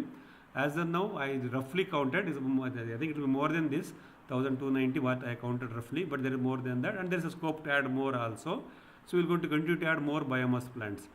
ಈ ಬಹುವಾರ್ಷಿಕ ಸಾರ್ವಜನಿಕ ಸ್ಥಿರೀಕರಣ ಹಸಿರೆಲೆ ಗೊಬ್ಬರದ ಗಿಡಗಳು ನಾವೇನು ಹೇಳ್ತೀವಿ, ಈ ಸಂಗಾತಿ ಸಸ್ಯಗಳಾಗಿ ಮತ್ತು ನಮ್ಮ ಬದುಗಳಲ್ಲಿ ಮತ್ತು ರಸ್ತೆ ಎರಡೂ ಬದಿಯಲ್ಲಿ, ಒಳ ರಸ್ತೆ ಎರಡೂ ಬದಿಗಳಲ್ಲಿ ಇದನ್ನು ನಾವು ಜೋಡಿಸ್ತಾ ಬರ್ತೀವಿ. ಇದರಲ್ಲಿ ನೀವು ಗಮನಿಸ್ಬೋದು 10 ಥರದ ಒಂದು ಬಹುವಾರ್ಷಿಕ ಹಸಿರೆಲೆ ಗೊಬ್ಬರದ ಗಿಡಗಳನ್ನು ನಾವು ನಮ್ಮ ಕೃಷಿ ಭೂಮಿಯಲ್ಲಿ ಜೋಡಿಸಿದ್ದೀವಿ. ಅವುಗಳ ಸಂಖ್ಯೆ 2500ಕ್ಕೂ ಜಾಸ್ತಿ ಇದೆ. ಸೊ ಹಾಗಾಗಿ ಇದನ್ನು ಸರಿಯಾಗಿ ಕೌಂಟ್ ಮಾಡಿಲ್ಲ, ಇನ್ನೂ ಜಾಸ್ತಿ ಇದೆ, ಹಾಕ್ತಾನೇ ಇರ್ತೀವಿ ಇದನ್ನು. ಇದು ಭಾಳ ಮುಖ್ಯ ನಮಗೆ, ಯಾಕೆಂದರೆ ನಾವು ಮುಚ್ಚಿಗೆಗೆ ಜಾಸ್ತಿ ಗಮನ ಕೊಡ್ತೀವಿ, ಹಸಿರೆಲೆ ಗೊಬ್ಬರದ ಮುಚ್ಚಿಗೆಗೆ. ಅದಕ್ಕೋಸ್ಕರ ಈ ಬಯೋಮಾಸ್ ಪ್ಲಾಂಟ್ಸ್ ಅಥವಾ ಸಾವಯವ ದ್ರವ್ಯವನ್ನು ಸೃಷ್ಟಿ ಮಾಡಲಿಕ್ಕೆ ಈ ಗಿಡಗಳನ್ನು ನಾವು ಬೆಳೆಸ್ಕೊಳ್ತಾ ಬರ್ತಾಯಿದ್ದೀವಿ. ಅದರ ಜೊತೆಗೆ ಇದು ಸಕಲೇಶಪುರದ ಭಾಗ ಆದ್ದರಿಂದ ಕೆಲವು ಅಲ್ಲೇ ನಮ್ಮ ಸ್ಥಳೀಯ ಪ್ರಭೇದದ ಅರಣ್ಯ ವೃಕ್ಷಗಳು ಹುಟ್ಟಿದೆ. ಇದನ್ನು ಯಾವುದನ್ನು ನಾವು ಕಡಿದಾಕಲ್ಲ, ಹಾಗೆ ಕಾಪಾಡ್ಕೊಂಡು ಬರ್ತಾ, including eucalyptus. These are all the native forest species which is grown naturally in our farm and we try to retain all of them. In fact, I don't know many of their names actually. What I listed here is only few. There are few more plants or trees in our farm. I don't know the names, so I just left it there. So this also brings in some more diversity and native species forest plants we have in this category. But this is spread across various corners in our farm. But this also brings up an additional diversity as part of multi-layered or a biodiversity objective in our farm. ಹಾಗಾಗಿ ನಾವು ಈ ಒಂದು ರೀತಿಯ ಒಂದು ಸ್ಥಳೀಯ ಪ್ರಭೇದದ ಅರಣ್ಯ ವೃಕ್ಷಗಳನ್ನು ನಾವು ಅಲ್ಲಿ ಗುರುತಿಸಿದ್ದೀವಿ. ಇದು ಯಾವುದನ್ನು ನಾವು ಯಾವುದನ್ನು ತೆಗೆದಾಕಲ್ಲ, ಇನ್ನೂ ನಮಗೆ ಸಾಧ್ಯವಾದರೆ ಇನ್ನೂ ಅದನ್ನು ಕಾಪಾಡ್ತಾ ಬರ್ತಾ ಇದ್ದೀವಿ. ಇದು ಒಂದು ರೀತಿಯ ಒಂದು ಸಸ್ಯ ವೈವಿಧ್ಯತೆಗೆ, ಅದರಿಂದ ಒಂದು ಜೀವ ವೈವಿಧ್ಯತೆಗೆ ಕಾರಣವಾಗುತ್ತೆ ಅನ್ನೋದನ್ನು ನೀವಿಲ್ಲಿ ಗಮನಿಸ್ಬೋದು. So what is the summary friends? So in the last 2 phases of planting, that is May 24 and October 2025, we are able to achieve this density and these quantities of plants of various category. So horticulture crops about 1753, coconut plus, fruit plants about 297, that is mango, jackfruit, etc. Timber value plants about 490, that is mainly Melia dubia, mahogany, etc. Then biomass plants about 2000 plus, which is Gliricidia plus about 10 species which I explained, and other category native species plants about 15. So put together, as I counted last month, that is October last week, there are more than close to 5000 plus plants has been planted there and being managed in our Namane Tota as part of multi-layer multi-cropping or a biodiversity or a plant diversity. This is the summary of these plants, and I think as this number keeps increasing or varying, because many of the plants may die, but I have to replace them, and there is a scope to add more plants on any one of this category or a new category as the opportunity comes to us. ಮಿತ್ರರೇ, ಇವತ್ತಿನ ನಮ್ಮ October ಕೊನೆಯ ವಾರದಲ್ಲಿ ಕಳೆದ ತಿಂಗಳಲ್ಲಿ ನಾನು ಗಮನಿಸಿದಾಗೆ ಒಂದು 5000ದಷ್ಟು ಸಸ್ಯಗಳನ್ನು ನಾವು ಅಲ್ಲಿ ಗಮನಿಸಿದ್ವಿ. ಸಾಕಷ್ಟು ಪ್ರಭೇದ ಸಸ್ಯಗಳು ಅಲ್ಲಿದೆ. ತೋಟಗಾರಿಕಾ ಬೆಳೆಗಳು, ಹಣ್ಣಿನ ಬೆಳೆಗಳು, ಅರಣ್ಯ ವೃಕ್ಷಗಳು ಮತ್ತು ಸಾರ್ವಜನಿಕ ಸ್ಥಿರೀಕರಣ, ಬಹುವಾರ್ಷಿಕ ಹಸಿರೆಲೆ ಗೊಬ್ಬರದ ಗಿಡಗಳು ಮತ್ತು ಸ್ಥಳೀಯ ಅರಣ್ಯ ವೃಕ್ಷಗಳು, ಈ ರೀತಿ ನಾನು ಅದನ್ನು ಕೆಟಗರಿ ಮಾಡ್ಕೊಂಡಿದ್ದೀನಿ. ಈ 5 ಕೆಟಗರಿನಲ್ಲಿ ಸಾಕಷ್ಟು ಸಂಖ್ಯೆಯ ಸಸ್ಯಗಳನ್ನು ನಾವು ಅಲ್ಲಿ ಗಮನಿಸ್ಬೋದು. ಇತ್ತೀಚೆಗೆ ಇವೆಲ್ಲವನ್ನೂ ನಾವು ಜೋಡಿಸಿದ್ದೀವಿ. ಒಂದು 5000ದಷ್ಟು ಗಿಡಗಳನ್ನು ಅಲ್ಲಿ ಬೆಳೆಸಲಿಕ್ಕೆ ನಮಗೆ ಅವಕಾಶ ಆಗಿದೆ. ಈ ಸಂಖ್ಯೆ ವೇರಿಯೇಷನ್ ಚೇಂಜ್ ಆಗ್ತಾ ಇರುತ್ತೆ. ಕೆಲವು ಗಿಡಗಳು ಸಾಯ್ತಾ ಇರ್ತವೆ, ಮತ್ತು ರೀಪ್ಲೇಸ್ ಮಾಡ್ತಾ ಇರ್ತೀವಿ, ಮತ್ತು ಹೊಸ ಗಿಡಗಳನ್ನು ಸೇರಿಸ್ತಾ ಬರ್ತೀವಿ. ಇದರ ಉದ್ದೇಶ ಏನಪ್ಪ ಅಂತಂದರೆ, ನಮ್ಮ ಕೃಷಿ ಭೂಮಿಯಲ್ಲಿ ನಾವು ಈ ರೀತಿಯ ಒಂದು ವೈವಿಧ್ಯತೆಗಳನ್ನು ಸೃಷ್ಟಿ ಮಾಡಿ ವಿವಿಧ ಜಾತಿಯ ಗಿಡಗಳನ್ನು ವಿವಿಧ ಸಂಖ್ಯೆಗಳಲ್ಲಿ ಹಾಕ್ತಾ ಬಂದಾಗ ಒಂದು ರೀತಿಯ ಸೂಕ್ಷ್ಮ ವಾತಾವರಣ ಸೃಷ್ಟಿಯಾಗುತ್ತೆ, ಒಂದು ಸಸ್ಯ ವೈವಿಧ್ಯತೆ ಸೃಷ್ಟಿಯಾಗುತ್ತೆ. ಅದರಿಂದ ಒಂದು ಜೀವ ವಿವಿಧತೆ ಸಹ ಸೃಷ್ಟಿಯಾಗುತ್ತೆ. ನಮ್ಮ ನೈಸರ್ಗಿಕ ಕೃಷಿ ತನ್ನ ಕಾಲ ಮೇಲೆ ನಿಂತ್ಕೊಳ್ಳುತ್ತೆ, ಸುಸ್ಥಿರವಾಗುತ್ತೆ, ಆತ್ಮನಿರ್ಭರ ಆಗುತ್ತೆ ಅನ್ನೋದನ್ನು ಗಮನಿಸ್ಬೋದು. ಆ ಒಂದು ಮೂಲ ಗುರಿಯಿಂದನೇ ಇಷ್ಟು ಥರದ ಗಿಡಗಳನ್ನು ಅಲ್ಲಿ ಜೋಡಿಸಲಿಕ್ಕೆ ನಮ್ಮ ಪ್ರಯತ್ನ ಸಾಗಿದೆ. So the various aspects of natural farming way ahead being discussed in our episodes, that is every Wednesday. So as I said, 22 episodes has been covered, including today's one, started on 11th June. So various points has been discussed. We have not taken a break, friends, from 11th June to till today, that is 5th November. There were 22 Wednesdays to come. We have not taken any break, be it Ganesha festival or Dasara festival or even Deepavali. So we have ensured that there's a continuity being there. So this Wednesday webinar has reached 22 episodes today. I will be thanking all of you for joining live and motivating us. ಮಿತ್ರರೇ, ಈ ಒಂದು ನೈಸರ್ಗಿಕ ಕೃಷಿ ಮುಂದಿನ ಹಾದಿ ಸರಣಿಯ ಈ Google meet ಕಾರ್ಯಕ್ರಮ ನಾವು ಜೂನ್ 11ನೇ ತಾರೀಕು ಪ್ರಾರಂಭ ಮಾಡಿದ್ವಿ. ಇವತ್ತು ನವೆಂಬರ್ 5ನೇ ತಾರೀಕು ಬುಧವಾರ 22ನೇ ಸರಣಿ ಸಂಚಿಕೆಯನ್ನು ನಾವು ನಿಮ್ಮ ಮುಂದೆ ಇಟ್ಟಿದ್ದೀವಿ. ಈ 22 ವಾರಗಳಲ್ಲಿ ಯಾವುದೇ ರೀತಿ ಅಡಚಣೆ ಇಲ್ಲದೆ, ಅದು ಗಣೇಶ ಹಬ್ಬ ಆಗ್ಬೋದು, ನವರಾತ್ರಿ ಆಗಿರ್ಬೋದು, ದೀಪಾವಳಿ ಆಗಿರ್ಬೋದು, ಯಾವುದೇ ರೀತಿ ಹಬ್ಬದ ಆಚರಣೆ ಯಾವುದೇ ರೀತಿ ಇಲ್ಲದಲೇ ನಾನು ಎಲ್ಲಿದ್ದರೂ ಹಾಸನದಲ್ಲಿರ್ಬೋದು, ಬೆಂಗಳೂರಿನಲ್ಲಿರ್ಬೋದು, ದೊಡ್ಡಬಳ್ಳಾಪುರದಲ್ಲಿ ಮಾಡೋಕ್ಕಾಗಲ್ಲ, ಹಾಗೆ ಅಲ್ಲಿ ಇಂಟರ್ನೆಟ್ ಇಲ್ಲ, ಎಲ್ಲಿದ್ದರೂ ಈ ಒಂದು ಗೂಗಲ್ ಮೀಟ್ ಸರಣಿಯನ್ನು ನಡೆಸ್ಕೊಂಡು ಬರ್ತಾಯಿದ್ದೀವಿ. ಸಾಕಷ್ಟು ವಿಷಯಗಳನ್ನು ನಾವು ಈ 22 ಎಪಿಸೋಡ್ಗಳಲ್ಲಿ ತಿಳಿಸಿದ್ದೀವಿ. ಮುಂದೆ ಇದೇ ರೀತಿ ನಾವು ಜೋಡಿಸ್ಕೊತಾ ಹೋಗೋಣ. ನೀವು ಈ ರೀತಿ ನೇರ ಸಂಪರ್ಕದಲ್ಲಿರೋದು ಮತ್ತು ಆಮೇಲೆ ನೀವು ನಮ್ಮ ರೆಕಾರ್ಡಿಂಗ್ನ ನೋಡೋದು, ಫೀಡ್ಬ್ಯಾಕ್ ಕೊಡೋದು ಇರೋದರಿಂದ ನಮಗೆ ಈ ರೀತಿ ಒಂದು ಪ್ರೋತ್ಸಾಹ ಸಿಕ್ಕಂಗಾಗಿದೆ. ಇದನ್ನು ಮತ್ತೆ ಇದೇ ರೀತಿ ಮುಂದುವರಿಸ್ತೀವಿ ಅಂತ ಹೇಳ್ತಾ ಬರ್ತೀವಿ. So this about our approach of making natural farming simple. So again our tagline is natural farming made simple. ನೈಸರ್ಗಿಕ ಕೃಷಿ ಸರಳೀಕರಣಗೊಂಡಿದೆ. ಈ ಒಂದು ಘೋಷವಾಕ್ಯದಿಂದ ನಾವು ನಮ್ಮ ನೈಸರ್ಗಿಕ ಕೃಷಿಯ ಮುಂದಿನ ಹಾದಿಯನ್ನು ಗಮನಿಸ್ತಾ ಬರ್ತಾ ಇದ್ದೀವಿ. ಸಾಕಷ್ಟು ವಿಷಯಗಳನ್ನು ನಾವಿನ್ನೂ ಕಲ್ತ್ಕೊಳ್ಳೋದಿದೆ. ನಾವೆಷ್ಟು ನಮ್ಮ ಜ್ಞಾನವನ್ನು ಸಂಪಾದನೆ ಮಾಡ್ಕೊಳ್ತೀವೋ ಅಷ್ಟು ನಮ್ಮ ಕೃಷಿ ನಿರ್ವಹಣೆ ನಮಗೆ ಫಲಪ್ರದವಾಗುತ್ತೆ, ಲಾಭದಾಯಕವಾಗುತ್ತೆ ಅನ್ನೋದ್ರಲ್ಲಿ ಯಾವುದೇ ಅನುಮಾನ ಇಲ್ಲ. So what next? So our main focus is to bring down the input cost, less intervention, less cost of production and move towards sustainable, regenerative, profitable natural farming. This is our again, it's a goal which we are creating. So ನಮ್ಮ ಗುರಿ ಉತ್ಪಾದನಾ ವೆಚ್ಚವನ್ನು ಕಡಿಮೆ ಮಾಡಿ ವಿಷ ರಾಸಾಯನಿಕ ಮುಕ್ತವಾದಂಥ ಆಹಾರವನ್ನು ಬೆಳಿಬೇಕಾಗಿದೆ. ಸುಸ್ಥಿರ, ಪುನರುತ್ಪಾದಕ, ಲಾಭದಾಯಕ ನೈಸರ್ಗಿಕ ಕೃಷಿ ನಮ್ಮದಾಗಬೇಕಾಗಿದೆ. ಅದರ ಕಡೆಗೆ ನಾವು ಮುನ್ನಡೆ ಇಡ್ತಾ ಇದ್ದೀವಿ. ಇದರಲ್ಲೇ ಎಲ್ಲದರ ಹಿತ ಅಡಗಿದೆ ಅನ್ನೋದನ್ನು ನಾವು ಗಮನಿಸಿದ್ದೀವಿ. So what next? For more information, please stay connected with us on this episode, our Wednesday webinar, which will happen every Wednesday at 8:25 p.m. So this is the link for you to log in to this live Google Meet. And you can also visit our farm every second Saturday at MS Farm, Dodballapur. So this is the playlist we have created on our YouTube channel to highlight various recordings of progress in the MS Farm, Dodballapur Taluk. So on this Saturday, that is 8th November, again there is a visitor day, that is the second Saturday of every calendar month. So you can register yourself using the link given to you on Google page for this program. ಮಿತ್ರರೇ, ಪ್ರತಿ ತಿಂಗಳ 2ನೇ ಶನಿವಾರ ನಮ್ಮ MS form Doddaballapura taluk ಇಲ್ಲಿ ವೀಕ್ಷಕರ ದಿನ ಅಂತ ಮಾಡ್ತೀವಿ. ಸೊ ಅದರಲ್ಲಿ ನೀವು ಸಾಕಷ್ಟು ಜನ ನೀವು ಭಾಗಿಯಾಗಿದ್ದೀರಾ. ಅದು ಸುಮಾರು ಹೆಚ್ಚು ಕಮ್ಮಿ 12-13 ವಾರ ಆಗೋಗಿದೆ ಆಲ್ರೆಡಿ. ಜೂನ್ ತಿಂಗಳಿಂದಲೇ ಅದನ್ನು ಶುರು ಮಾಡಿದ್ದೀವಿ. ಸಾರಿ 6 ವಾರ ಆಗಿದೆ, 5 ತಿಂಗಳು, ಇದು 6ನೇ ತಿಂಗಳು ಅನಿಸುತ್ತೆ. ಸೊ ಇದರಲ್ಲಿ ನೀವು ಸಾಕಷ್ಟು ಜನ ಬಂದು ಭೇಟಿ ಮಾಡಿದ್ದೀರಾ. ಮತ್ತು ಈ ಶನಿವಾರ, ಬರುವ ಶನಿವಾರ 8ನೇ ತಾರೀಕು ನವೆಂಬರು ಮತ್ತೆ ನಿಮಗೆ ಅವಕಾಶ ಇದೆ. ಯಾರು ಬರಲಿಕ್ಕೆ ಸಾಧ್ಯ ಇದೆಯೋ ದಯವಿಟ್ಟು ನೋಂದಣಿ ಮಾಡಿಕೊಂಡು ಒಂದು ದಿನ ನಮ್ಮ ಜೊತೆ MS ಫಾರ್ಮ್ನಲ್ಲಿ ಕಳೀರಿ.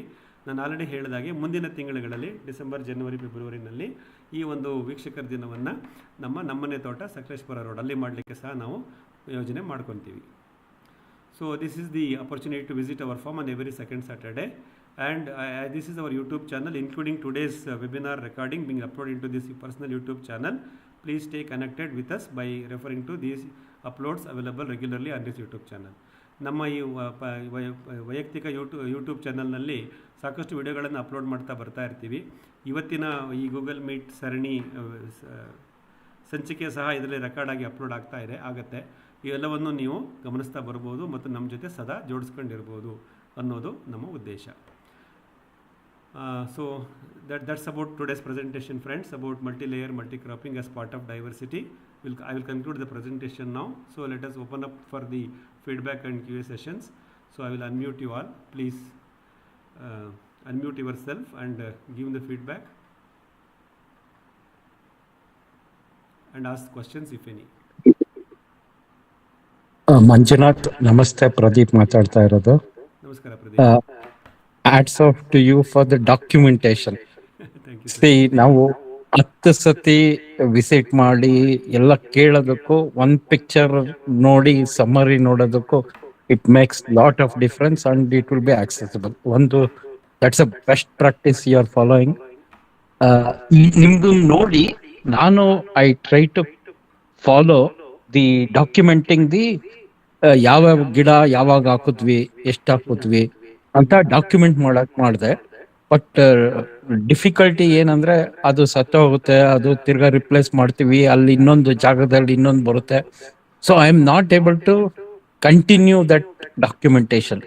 Any tips, for example numbering system ಅಥವಾ ಲೊಕೇಶನ್ ಸಿಸ್ಟಮು, ಏನಾದ್ರು ಟಿಪ್ಸ್ ಇದೆಯಾ ಇದನ್ನ ಡಾಕ್ಯುಮೆಂಟ್ ಮಾಡೋದಕ್ಕೆ? Because it gives lot of benefit, no doubt about that. But I am feeling difficulty in documentation. Okay, so ಅದೇ ಎಕ್ಸೆಲ್ ಶೀಟಲ್ಲಿ ಹಾಕೋಬೋದು ಅನಿಸುತ್ತೆ, ನಾವು ಗ್ರಿಡ್ ಮಾಡ್ಕೊಂಡಿರೋದ್ರಿಂದ. ಸೊ ವಿ ಕ್ಯಾನ್ ಮೇಕ್ ಸ್ವಲ್ಪ ಸೆಕ್ಷನ್ನು, ಫಸ್ಟ್ ಕಾಲಮು, ಸೆಕೆಂಡ್ ಕಾಲಮಲ್ಲಿ ಬ್ಲಾಕು, ಥರ್ಡ್ ಕಾಲಮಲ್ಲಿ ರೋಸು, ಆಮೇಲೆ ಫೋರ್ತ್ ಕಾಲಮ್ ಮತ್ತು ಫಿಫ್ತ್ ಕಾಲಮಲ್ಲಿ number of type of plant, number of plants. ಆ ಥರ you can grow your Excel sheet from column A to column E, C, E, F, G etcetera. ಆ ಥರ ಮಾಡ್ಕೊಂಡು ಮಾಡ್ಬೋದೇನೋ ಅನಿಸುತ್ತೆ. ನೋಡೋಣ ಪ್ರದೀಪ್ ಜಿ, ನಾನು ಪ್ರಯತ್ನ ಮಾಡ್ತೀನಿ. ಯಾಕೆಂದರೆ ಆಮೇಲೆ ನಂಬರಿಂಗ್ ಸಿಸ್ಟಮ್ ಏನಾದ್ರು ರೆಕಮೆಂಡೇಶನ್ ಇದೆಯಾ? ಯಾಕಂದ್ರೆ ಈಗ ಕೋಕೋನಟ್ 5 ಇನ್ C2 ಅಂದ್ರೆ that will be always C2 coconut 5. ಆ ತರ ಸಮ್ ನಂಬರಿಂಗ್ ಸಿಸ್ಟಮ್ ಇದ್ರೆ, if I replace that with some other thing, so database ಈಸಿಯಾಗಿ ಮ್ಯಾನೇಜ್ ಮಾಡ್ಬೋದು. ನಾನು 3 ಸತಿ I try to do it update, ಆಮೇಲೆ I stopped. So we are making an attempt to, see, this documentation helps everybody who are in charge of managing farms. Okay, it's a very good approach. So we being professionals, we should be able to do this documentation much better and share that format with other fellow farmers. Numbering system some ಯಾವ್ದೋ ಒಂದು, okay, there is no standard. ಹುಡುಕ್ತೆ ನಾನು ಏನಾದ್ರು standard numbering system ಇದೆಯಾ ಅಂತ. I couldn't get. But if you can, ನಿಮ್ಮ ಹತ್ರ ಇಷ್ಟೊಂದು ಡೇಟಾ ಇರೋದ್ರಿಂದ, ಸರಿ, ಇಫ್ ಯು ಕ್ಯಾನ್ ಪ್ರಪೋಸ್ ಈ ತರ ನಂಬರಿಂಗ್ ಸಿಸ್ಟಮ್ ಮಾಡಿದ್ರೆ it is easy to track. ಅಂದ್ರೆ then we can know the growth, ಎಷ್ಟು ವರ್ಷಕ್ಕೆ ಯಾವ್ದು ಬಂತು, ಎಷ್ಟು ಬಂತು, ಎಲ್ಲಾನು we will get to know. It's very good. ನೋಡಿ ಮಂಜು. Yeah, very, very essential also, because this is the only way we can motivate people around us. Because we have to speak with the numbers, we should speak with the results on our hands. So we cannot leave it everything to the nature at this point in time. ಅಲ್ಲ, ಆದ್ರೂ ಗೊತ್ತಾಗುತ್ತೆ. Okay, ಇದು ಒಂದೇ ದಿನ ಹಾಕಿದ್ವಿ, ಇದಕ್ಕೆ ಇಷ್ಟಿಷ್ಟ ಮಾಡಿದ್ವಿ, ಈ ಜಾಗದಲ್ಲಿ ಬಂದಿದೆ ಚೆನ್ನಾಗಿ, ಈ ಜಾಗದಲ್ಲಿ ಬಂದಿಲ್ಲ. So we will know, okay, ಇದು ರೀಸನ್ ಇರ್ಬೋದು ಅಂತ. Then we can try it out. True. No, the documentation is always provides lot of insights if you have the analytical skills in looking at our data. First step is to capture the data in a format. It's a good suggestion, and I'm happy that you have made an attempt already. 2 to 3 versions you have created. So I have not done anything so far, but I will try to do that. And maybe if we arrive at a simpler format, maybe we can share with all of us. Okay, thank you Manjunath. Yeah, and we can also use a database-based format, that is CMS, Content Management Services. So there are friends of mine where I was connected in my IT business in the past. They are into CMS services. Maybe I can request one of these old friends of mine to develop a kind of a web-based interaction where I can input the data through the web. Browser kind of a thing. Yeah, ಆ GIS location tag ಮಾಡ್ಬಿಟ್ರೆ ಹೆಂಗಿದ್ರು 6 feet is good enough. 6 feet minimum distance is good enough to GIS tagging. ಅದ್ ಮಾಡ್ಬಿಟ್ರೆ it would be okay. Scalability, ದೊಡ್ಡ farm ಅದೆಲ್ಲ ನೋಡ್ಬೇಕು. See, 1 acre I am doing all this, but is it feasible for bigger farms? ಅದು ಗೊತ್ತಿಲ್ಲ.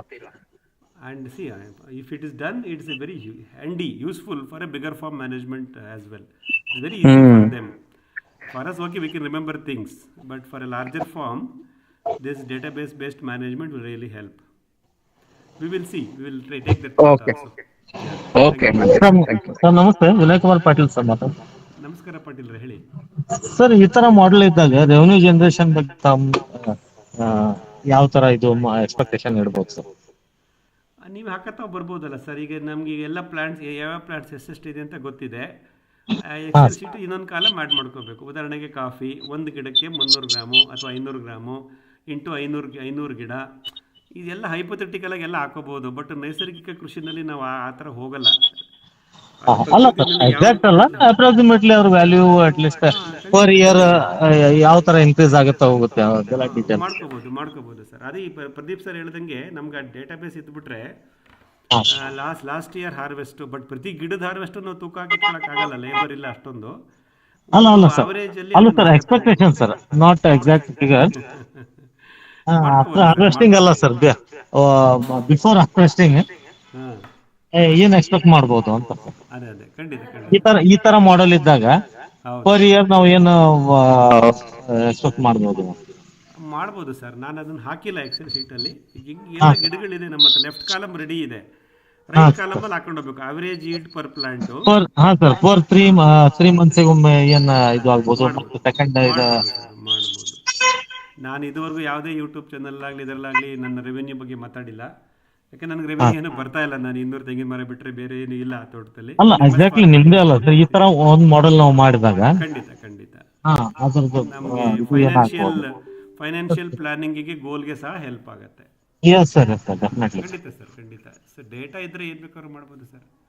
ಹಾ ಪ್ರಯತ್ನ ಮಾಡೋಣ. ನಮ್ಮ ಕೃಷಿನ ನಾವು ಆಸಕ್ತಿದಾಯಕವಾಗಿ ಮಾಡ್ಕೋಬೇಕು ಹಾ ಅಲ್ವಾ? ಸರ್, ಅವಾಗ ದಿನ ಬೆಳಗ್ಗೆ ತೊಟ್ಕೋಬೇಕು ಅಂತ ಆಸೆ ಆಗುತ್ತೆ. ಸರಿ. ಒಳ್ಳೆಯದಿಲ್ಲ ಕುಮಾರ್ಜಿ. ಹೇಗಿತ್ತು ಇವತ್ತಿನ ಒಂದು ಬಹುಬೆಳೆ ಫಸ್ಟ್ ಬಹುಮಡಿ ಕ್ಲಾಸ್ ಸರ್, ಪದ್ಧತಿ ಫಸ್ಟ್ ವಿನ್ಯಾಸ? ಕ್ಲಾಸ್, ಅದು ವೆರಿ ಇಂಟ್ರೆಸ್ಟಿಂಗ್ ಸರ್. ಹೌದಾ? ಒಂದು ಗ್ರಾಫ್ ಇದು ಎಲ್ಲ ಮಾಡೆಲ್ ಕೊಡ್ತಿದ್ರಲ್ಲ, ಹೌದು. ಸಿಸ್ಟಮ್ಯಾಟಿಕ್ ಇತ್ತು ಸರ್ ಎಲ್ಲ. ಓಕೆ, ಯು ಸಂತೋಷ. Spend so much of your valuable time in. ನಮಗೂ ಕೂಡ ಅದೆಲ್ಲ ಅರ್ಥ ಆಗ್ಲಿ ಅಂತಂದು ನಾವೆಲ್ಲ ಸಿಸ್ಟಮ್ಯಾಟಿಕ್ ಒಳಗೆ ತಿಳಿಸುವಂತ ಪ್ರಯತ್ನ ಮಾಡಿ. ತುಂಬಾ ಧನ್ಯವಾದ. ಖಂಡಿತ ಸರ್. ನೀವುಗಳು ಚಿಕ್ಕದಾಗಿ ಪ್ರಾರಂಭ ಮಾಡಿ. 1 ಎಕರೆ 2 ಎಕರೆನಲ್ಲಿ ಎಷ್ಟು ಜಮೀನಿದೆಯೋ ಅಷ್ಟರಲ್ಲಿ ಈ ರೀತಿ ಒಂದು ವಿನ್ಯಾಸ ಮಾಡ್ಕೊಳ್ಳಿ. ಮಾಡ್ತಾ ಬನ್ನಿ, ಆಮೇಲೆ ಅದೇ ಬೆಳೀತಾ ಬರುತ್ತೆ. ನಮಸ್ಕಾರ ಮಂಜುನಾಥ್. ಹಾಂ, ನಮಸ್ಕಾರ, ಹೇಳಿ. ದಯಾನಂದ್ ಇದೆ. ಹಾಂ, ನಮಸ್ಕಾರ ದಯಾನಂದ್ ಸರ್, ಹೇಳಿ. ಏನಿಲ್ಲ, ಅದು ವೆರಿ ಗುಡ್ ಪ್ರೆಸೆಂಟೇಶನ್, ಅದೇನ್ ಮಾತಿಲ್ಲ, ಎಲ್ಲಾನು ಚೆನ್ನಾಗೇ ಇರುತ್ತೆ. ಆ, ಒಂದು ನನ್ನ ವರಿ ಅಂದ್ರೆ ಇವ್ರು ಇಷ್ಟೊಂದು ಪ್ಲಾಂಟ್ಸ್ ಹಾಕಿದ್ರೆ ಒಂದು ನೀರಿನ ಸಮಸ್ಯೆ. ಹೌದು, ಬೋರ್ವೆಲ್ ಕೆಲವರು ಅಫ್ಕೋರ್ಸ್ ಜಾಸ್ತಿ ಇರುತ್ತೆ, ಕೆಲವರು ಕಮ್ಮಿ ಇರುತ್ತೆ. ಹೌದು, ಒಂದು ಅದನ್ನ ಮೇಂಟೈನ್ ಮಾಡೋದು. ಎರಡನೇದು ಗೊಬ್ಬರ. ಹೌದು. ಆ ಗೊಬ್ಬರಕ್ಕೇನಾದ್ರೂ ಒಂದು ವ್ಯವಸ್ಥೆ ಮಾಡ್ಕೊಳ್ಳೇಬೇಕು. ಚಿಕ್ಕ ಚಿಕ್ಕ ತೋಟ ಆದ್ರೆ ಸ್ವಲ್ಪ ಖರ್ಚು ಕಮ್ಮಿ ಆಗುತ್ತೆ. ನಮ್ ತರ 4 ಎಕರೆ 5 ಎಕರೆ ಇರೋರು ಕಷ್ಟ ಆಗ್ಬೋದಲ್ವಾ? ಅದಕ್ಕೇನಾದ್ರು ಒಂದು ಸಜೆಷನ್. ಇಲ್ಲ, ಆದರೆ ನಾವಿನ್ನೂ ಫಸಲು ಬರ್ದಿರೋ ಮರಗಳಿಲ್ಲದೆ ಇರೋದ್ರಿಂದ ನನಗೆ ಉತ್ಕೃಷ್ಟಗೊಳಿಸಿದ ಸಾವಯವ ಗೊಬ್ಬರವನ್ನು ಬಳಸಬೇಕಾ ಬೇಡವಾ, ಬಳಸೋ ಅವಶ್ಯಕತೆ ಸದ್ಯಕ್ಕಂತೂ ಇಲ್ಲ ನಮಗೆ. ಯಾಕಂದ್ರೆ ನಾವಿನ್ನು ವೆಜಿಟೇಟಿವ್ ಗ್ರೋತ್ ಫೇಸಲ್ಲಿ ಇದ್ದೀವಿ. ಇಲ್ಲಿ ಪ್ರಾಬ್ಲಮ್ ಏನಂದ್ರೆ ಪರ್ಚೇಸ್ ಮಾಡಿದ ಗೊಬ್ಬರ, ಹಾಂ, ಕೊಂಡ್ಕೊಂಡಿದ್ ಗೊಬ್ಬರ ಹಾಂ, ಎಷ್ಟು ಮಟ್ಟಕ್ಕೆ ಚೆನ್ನಾಗಿರುತ್ತೆ ಅನ್ನೋದು ನಾವು ಅಸೆಸ್ ಮಾಡಕ್ ಆಗ್ತಾ ಇಲ್ಲ. ಹೌದು, ಖಂಡಿತ. ಅದು ಇನ್ಫ್ಯಾಕ್ಟ್ ನಾನು ನಿಮ್ ನಂಬರ್ ಯಾರಿಗೋ ಕೊಟ್ಟಿದ್ದೆ ಮದ್ದೂರವ್ರಿಗೆ. ಅವ್ರೇನೋ ಹೊಳೆನರಸೀಪುರದವರು ಅವ್ರ ಘಟಕ ಇದೆ ಅಂತ ಹೇಳಿದ್ರು. ಅದೇ ನಿಮ್ಮನ್ನ ಕಾಂಟ್ಯಾಕ್ಟ್ ಮಾಡಿದ್ರು ಇಲ್ಲ ಗೊತ್ತಿಲ್ಲ. ಸರಿ ಸರಿ. ಯಾರನ್ನು ನಂಬಕ್ಕಾಗಲ್ಲ ಆ ವಿಷಯದಲ್ಲಿ. ಅದೇ ಬಂದಿರೋದು ದೊಡ್ಡ ತಾಪತ್ರೆ.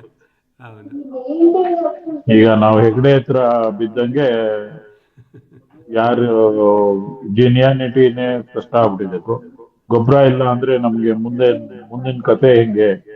ಅದಕ್ಕೆ ಹಸು ಸಾಕಿದ್ರೆ ಜನಗಳು ನಿಲ್ಲಲ್ಲ. ಅದೊಂದು ಕಾಳುಗಳು ನಿಂತ್ರೆ ಅದೊಂದು. ಈಗ ನಿಮ್ ತೋಟ ನೋಡಿದೀನಿ ನಾನು, ಹೌದು, ಅಲ್ಲಿ ಯಾರು ಇಲ್ಲ. ನೀವು ಇಲ್ಲಿಂದ ಜನ ಕರ್ಕೊಂಡು ಹೋಗಿ, ಇಲ್ಲ ಅಲ್ಲಿ ಯಾರನ್ನೋ ಕರ್ಕೊಂಡು 15 ದಿವಸಕ್ಕೆ ಒಂದ್ಸತಿ ಹೋಗಿ ಕೆಲಸ ಮಾಡಿಸ್ಕೊಂಡು, ಹೌದು. ಆ ತರ ಇರುವಾಗ ಹ್ಮ್, ಹಿಂಗೆ ಮ್ಯಾನೇಜ್ ಮಾಡೋದು. ಗೊಬ್ಬರದ್ದೇ ನೀರೇನೋ ಮ್ಯಾನೇಜ್ ಮಾಡ್ಬೋದು. ಸರಿ. ನೀರಿಗೆ ನಾವು ಇದನ್ ಮಾಡ್ಕೊಂಡ್ರೆ ಏನು, ಬೋರ್ವೆಲ್ ರೀಚಾರ್ಜ್ ಮಾಡ್ಕೊಂಡ್ರೆ ಸಿಗ್ಬೋದು, ಸಿಗಲ್ಲ ಅಂತ ಏನಿಲ್ಲ. ಹೌದು. ಒಂದು ನಿಮ್ ಅದೃಷ್ಟ, ನಿಮಗ್ ನೀರಿದೆ, ಅಲ್ಲಿ ಹೊಳೆ ಇದೆ, ನೀರಿದೆ, ಪರವಾಗಿಲ್ಲ. ನಂಗೂ ನೀರಿಗೇನ್ ತೊಂದ್ರೆ ಇಲ್ಲ. ಸರಿ. ಬೇರೆಯವ್ರದ್ದು ತೊಂದ್ರೆ ಆಗ್ಬೋದು. ಅದಕ್ಕೆ ಒಂದು ವಿಶ್ಲೇಷಣೆ ನಡೆದ್ರೆ ಒಳ್ಳೇದು. ಖಂಡಿತ ಅದೇನಂತ ಇದು ಆಕ್ಚುಲಿ ಇದು ಪರ್ಟಿಕ್ಯುಲರ್ ನೀರಿಗಿನ ಜಾಸ್ತಿ ಗೊಬ್ಬರದ್ದು. ಹೌದು. ಹಸುಗಳು ಸಾಕೊಂಡು ಗೊಬ್ಬರ ಮಾಡ್ಕೋತೀವಿ ಅನ್ನೋದು ನಮ್ಮ ಹತ್ರ ತ್ಯಾಜ್ಯ ಸಿಗ್ಬೋದು. ಹೌದು. ಅದಕ್ಕೆ ಬೇಕಲ್ಲ, ಸಗಣಿ ಆಗ್ಲಿ, ಗಂಜಲ ಆಗ್ಲಿ, ಏನಾದ್ರು ಬೇಕೇ ಬೇಕು. ಅದಿಲ್ಲದೆ ಇದ್ರೆ ಕಷ್ಟ. ವೇಸ್ಟ್ ಡಿಕಾಂಪೋಸರ್ ಎಲ್ಲಿವರೆಗೂ ಕೆಲಸ ಮಾಡುತ್ತೆ ಅಂತ ನಾನು ಇಲ್ಲಿವರೆಗೂ ಅಸೆಸ್ ಮಾಡಕ್ ಆಗಿಲ್ಲ. ಯಾಕಂದ್ರೆ ನಾನು ವೇಸ್ಟ್ ಡಿಕಾಂಪೋಸರ್ ನಾನು ಹಾಕಿರೋ ಗುಡ್ಡೆ ಮೇಲೆ ಚೆನ್ನಾಗಿ ನಾನು ತೆಂಗಿನ ಗರಿಗಳ ಮೇಲೆ ಒಂದ್ 10 ಟನ್ ಅಷ್ಟು ತೆಂಗಿನ ಗರಿ, ತೆಂಗಿನ ಮುಟ್ಟೆ ಎಲ್ಲ ಬಿದ್ದಿದೆ. ಸರಿ. ಯಾವುದೇ ಏನು ಒಂದು ಪೈಸಕ್ಕೂ ಅರ್ಧ 50% ಕರಗಿಲ್ಲ. ಅವು 50%, 25% ಕರಗಿಲ್ಲ. ಈಗ ಅದಕ್ಕೆ ನನ್ನ ಲೆಕ್ಕಕ್ಕೆ ಯಾರೋ ಮೊನ್ನೆ ನನ್ನ ತೋಟದ ಪಕ್ಕದಲ್ಲಿ ಶೆಡ್ ಇಟ್ಕೊಂಡಿದ್ದಾರೆ, ಕೊಡ್ತೀನಿ ಅಂತ ಹೇಳಿದ್ದಾರೆ. ತಂದು ನಾಳೆ ಟ್ರೈ ಮಾಡ್ಬೇಕು ನಾನು. ಇಷ್ಟು ದಿವಸ ನನಗೆ ಗೊತ್ತಿಲ್ಲ ಅವ್ರು ಅಲ್ಲಿದ್ದಾರೆ ಅಂತ. ಯಾರೋ IT ಅವರೇ, ಅವ್ರು ಸಿಕ್ಕಿದ್ದಾರೆ ಈಗ. ಫಸ್ಟ್ ಅದನ್ನ ಟ್ರೈ ಮಾಡಿ ಆಮೇಲೆ ಹೊಸ ತಗೊಳ್ಳೋಣ ಅಂತ ಇದ್ದೀವಿ. ಸರಿ ಸರಿ. ಇದು ಒಂದು ದೊಡ್ಡ ಪ್ರಾಬ್ಲಮ್. ಅಲ್ಲ, ಇದು ನಮ್ಮ 3-4 ವರ್ಷದ ಅನುಭವ ಆಲ್ರೆಡಿ ನಾನು ಹೇಳ್ತಾ ಬಂದಿದ್ದೀನಿ ಯೂಟ್ಯೂಬ್ ಚಾನಲಲ್ಲಿ ಮತ್ತು ಇದರಲ್ಲಿ. ನಾವು ಮುಚ್ಚಿಗೆ, ಹಸಿರೆಲೆ ಗೊಬ್ಬರ ಮತ್ತು ಹಿಂಡಿ ದ್ರಾವಣ ಮತ್ತು ಸೂಕ್ಷ್ಮಜೀವಿಗಳಿಗೆ EM1 ಇಷ್ಟನ್ನು ಮಾಡಿಕೊಂಡು ನಮ್ಮ ಗಿಡಗಳು ಇದುವರೆಗೂ ವೆಜಿಟೇಟಿವ್ ಗ್ರೋತ್ ಫೇಸಲ್ಲಿ, ಸಸ್ಯಾಭಿವೃದ್ಧಿಯಲ್ಲಿ ಆರೋಗ್ಯವಾಗಿದ್ದು ನೀವು ಗಮನಿಸಿದ್ದೀರಾ. 2 ತೋಟಕ್ಕೆ ಬಂದಿದ್ದೀರಾ. ಹಾಗಾಗಿ ಸೋ ಫಾರ್ ಸೋ ಗುಡ್. ಇದುವರೆಗೂ ನಮ್ಗೇನು ಸಮಸ್ಯೆ ಆಗ್ತಿಲ್ಲ. ಬಟ್ ಮುಂದೆ ಗೊತ್ತಿಲ್ಲ. ಅವು ಫಸಲು ಬರೋ ಹಂತಕ್ಕೆ ಬಂದಾಗ ನಾನು ಕೊಡೋ ಅಲ್ಲಿ ಭೂಮಿಯಲ್ಲಿ ಸೃಷ್ಟಿಯಾಗಿರ್ತಕ್ಕಂಥ ಸಾವಯವ ಅಂಶ ಮತ್ತು ನಾವು ಕೊಡ್ತಕ್ಕಂಥ ಹಿಂಡಿ ದ್ರಾವಣ ಅಥವಾ ಇನ್ನು ಯಾವುದೋ ಒಂದು ರೀತಿ ಮೂಲದ ಒಂದು ಸಾವಯವ ದ್ರವ್ಯಗಳು ಅದು ಫಸಲಿಗೆ ಸಾಕಾಗತ್ತಾ, ಮತ್ತು ಅಥವಾ ಅವಲಂಬನೆ ಆಗುತ್ತಾ, ಮತ್ತೆ ನೈಸರ್ಗಿಕ ಕೃಷಿಯಿಂದ ಸಾವಯವ ಕೃಷಿಗೆ ಹೋಗಬೇಕಾಗತ್ತಾ, ಈ ಪ್ರಶ್ನೆ ನಮ್ಮ ಮನಸ್ಸಲ್ಲಿರುತ್ತೆ. ಅದಕ್ಕೆ ನಾನು ಆದಷ್ಟು ಬಯೋಮಾಸ್ ಪ್ಲಾಂಟ್ಸ್ನ ಜಾಸ್ತಿ ಬರ್ತಾ ಇದ್ದೀನಿ. ಮತ್ತು ನಾವು ಸಾವಯವ ಕೃಷಿಗೆ ಹೋಗೋದು ಬೇಡ, ಹೊರಗಡೆಯಿಂದ ತಂದಾಕೋದು ಬೇಡ ಅನ್ನೋ ಒಂದೇ ಉದ್ದೇಶಕ್ಕೆ. ತಂದಾಕಿದ್ರು ಅದು ಮಿನಿಮಮ್ ಇರಲಿ. ಕರೆಕ್ಟ್. ಅದು ಅಷ್ಟೊಂದು ಗಿಡಗಳು ಹಾಕಿದ್ಮೇಲೆ what is the amount of manure required? ಅದು important. They generate themselves, Dayanand sir. They generate themselves. Most of them are nitrogen fixing plants. They do the nitrogen fixing by themselves. Every plant will shed their leaves. They contribute their own biomass. And we will not make any unnecessary intervention. No tilling. We just use the brush cutter management. Okay, we don't expose the topsoil. We always maintain moisture. We incorporate sun-nem diancha kind of a thing as and when every time possible. See, basically our soil also should get into sustainability mode. If our soil organic carbon keeps increasing, enhancing, even our SOC move from 0.5 to 1.0, it's a major breakthrough. A soil with 1.0 organic carbon level can sustain any amount of vegetation which we cannot believe. That is the strength of soil organic carbon.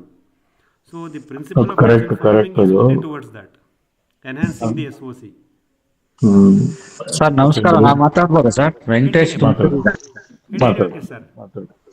Sir, ಈಗ ಅವ್ರು ಹೇಳಿದ್ದು ನೀವು ಇವತ್ತಿನ subject ಇರೋದು ನೈಸರ್ಗಿಕ ಕೃಷಿ ಅಂತ ಹೇಳಿ. ನೈಸರ್ಗಿಕ ಕೃಷಿ ಅಂದ್ರೆ ಒಳಸೂರಿಗಳು ಯಾವ ಬರಬಾರ್ದು, ನಮ್ಮಲ್ಲಿರುವಂತದ್ರಲ್ಲೇ ನಾವು ಮೇಂಟೈನ್ ಮಾಡೋಣ.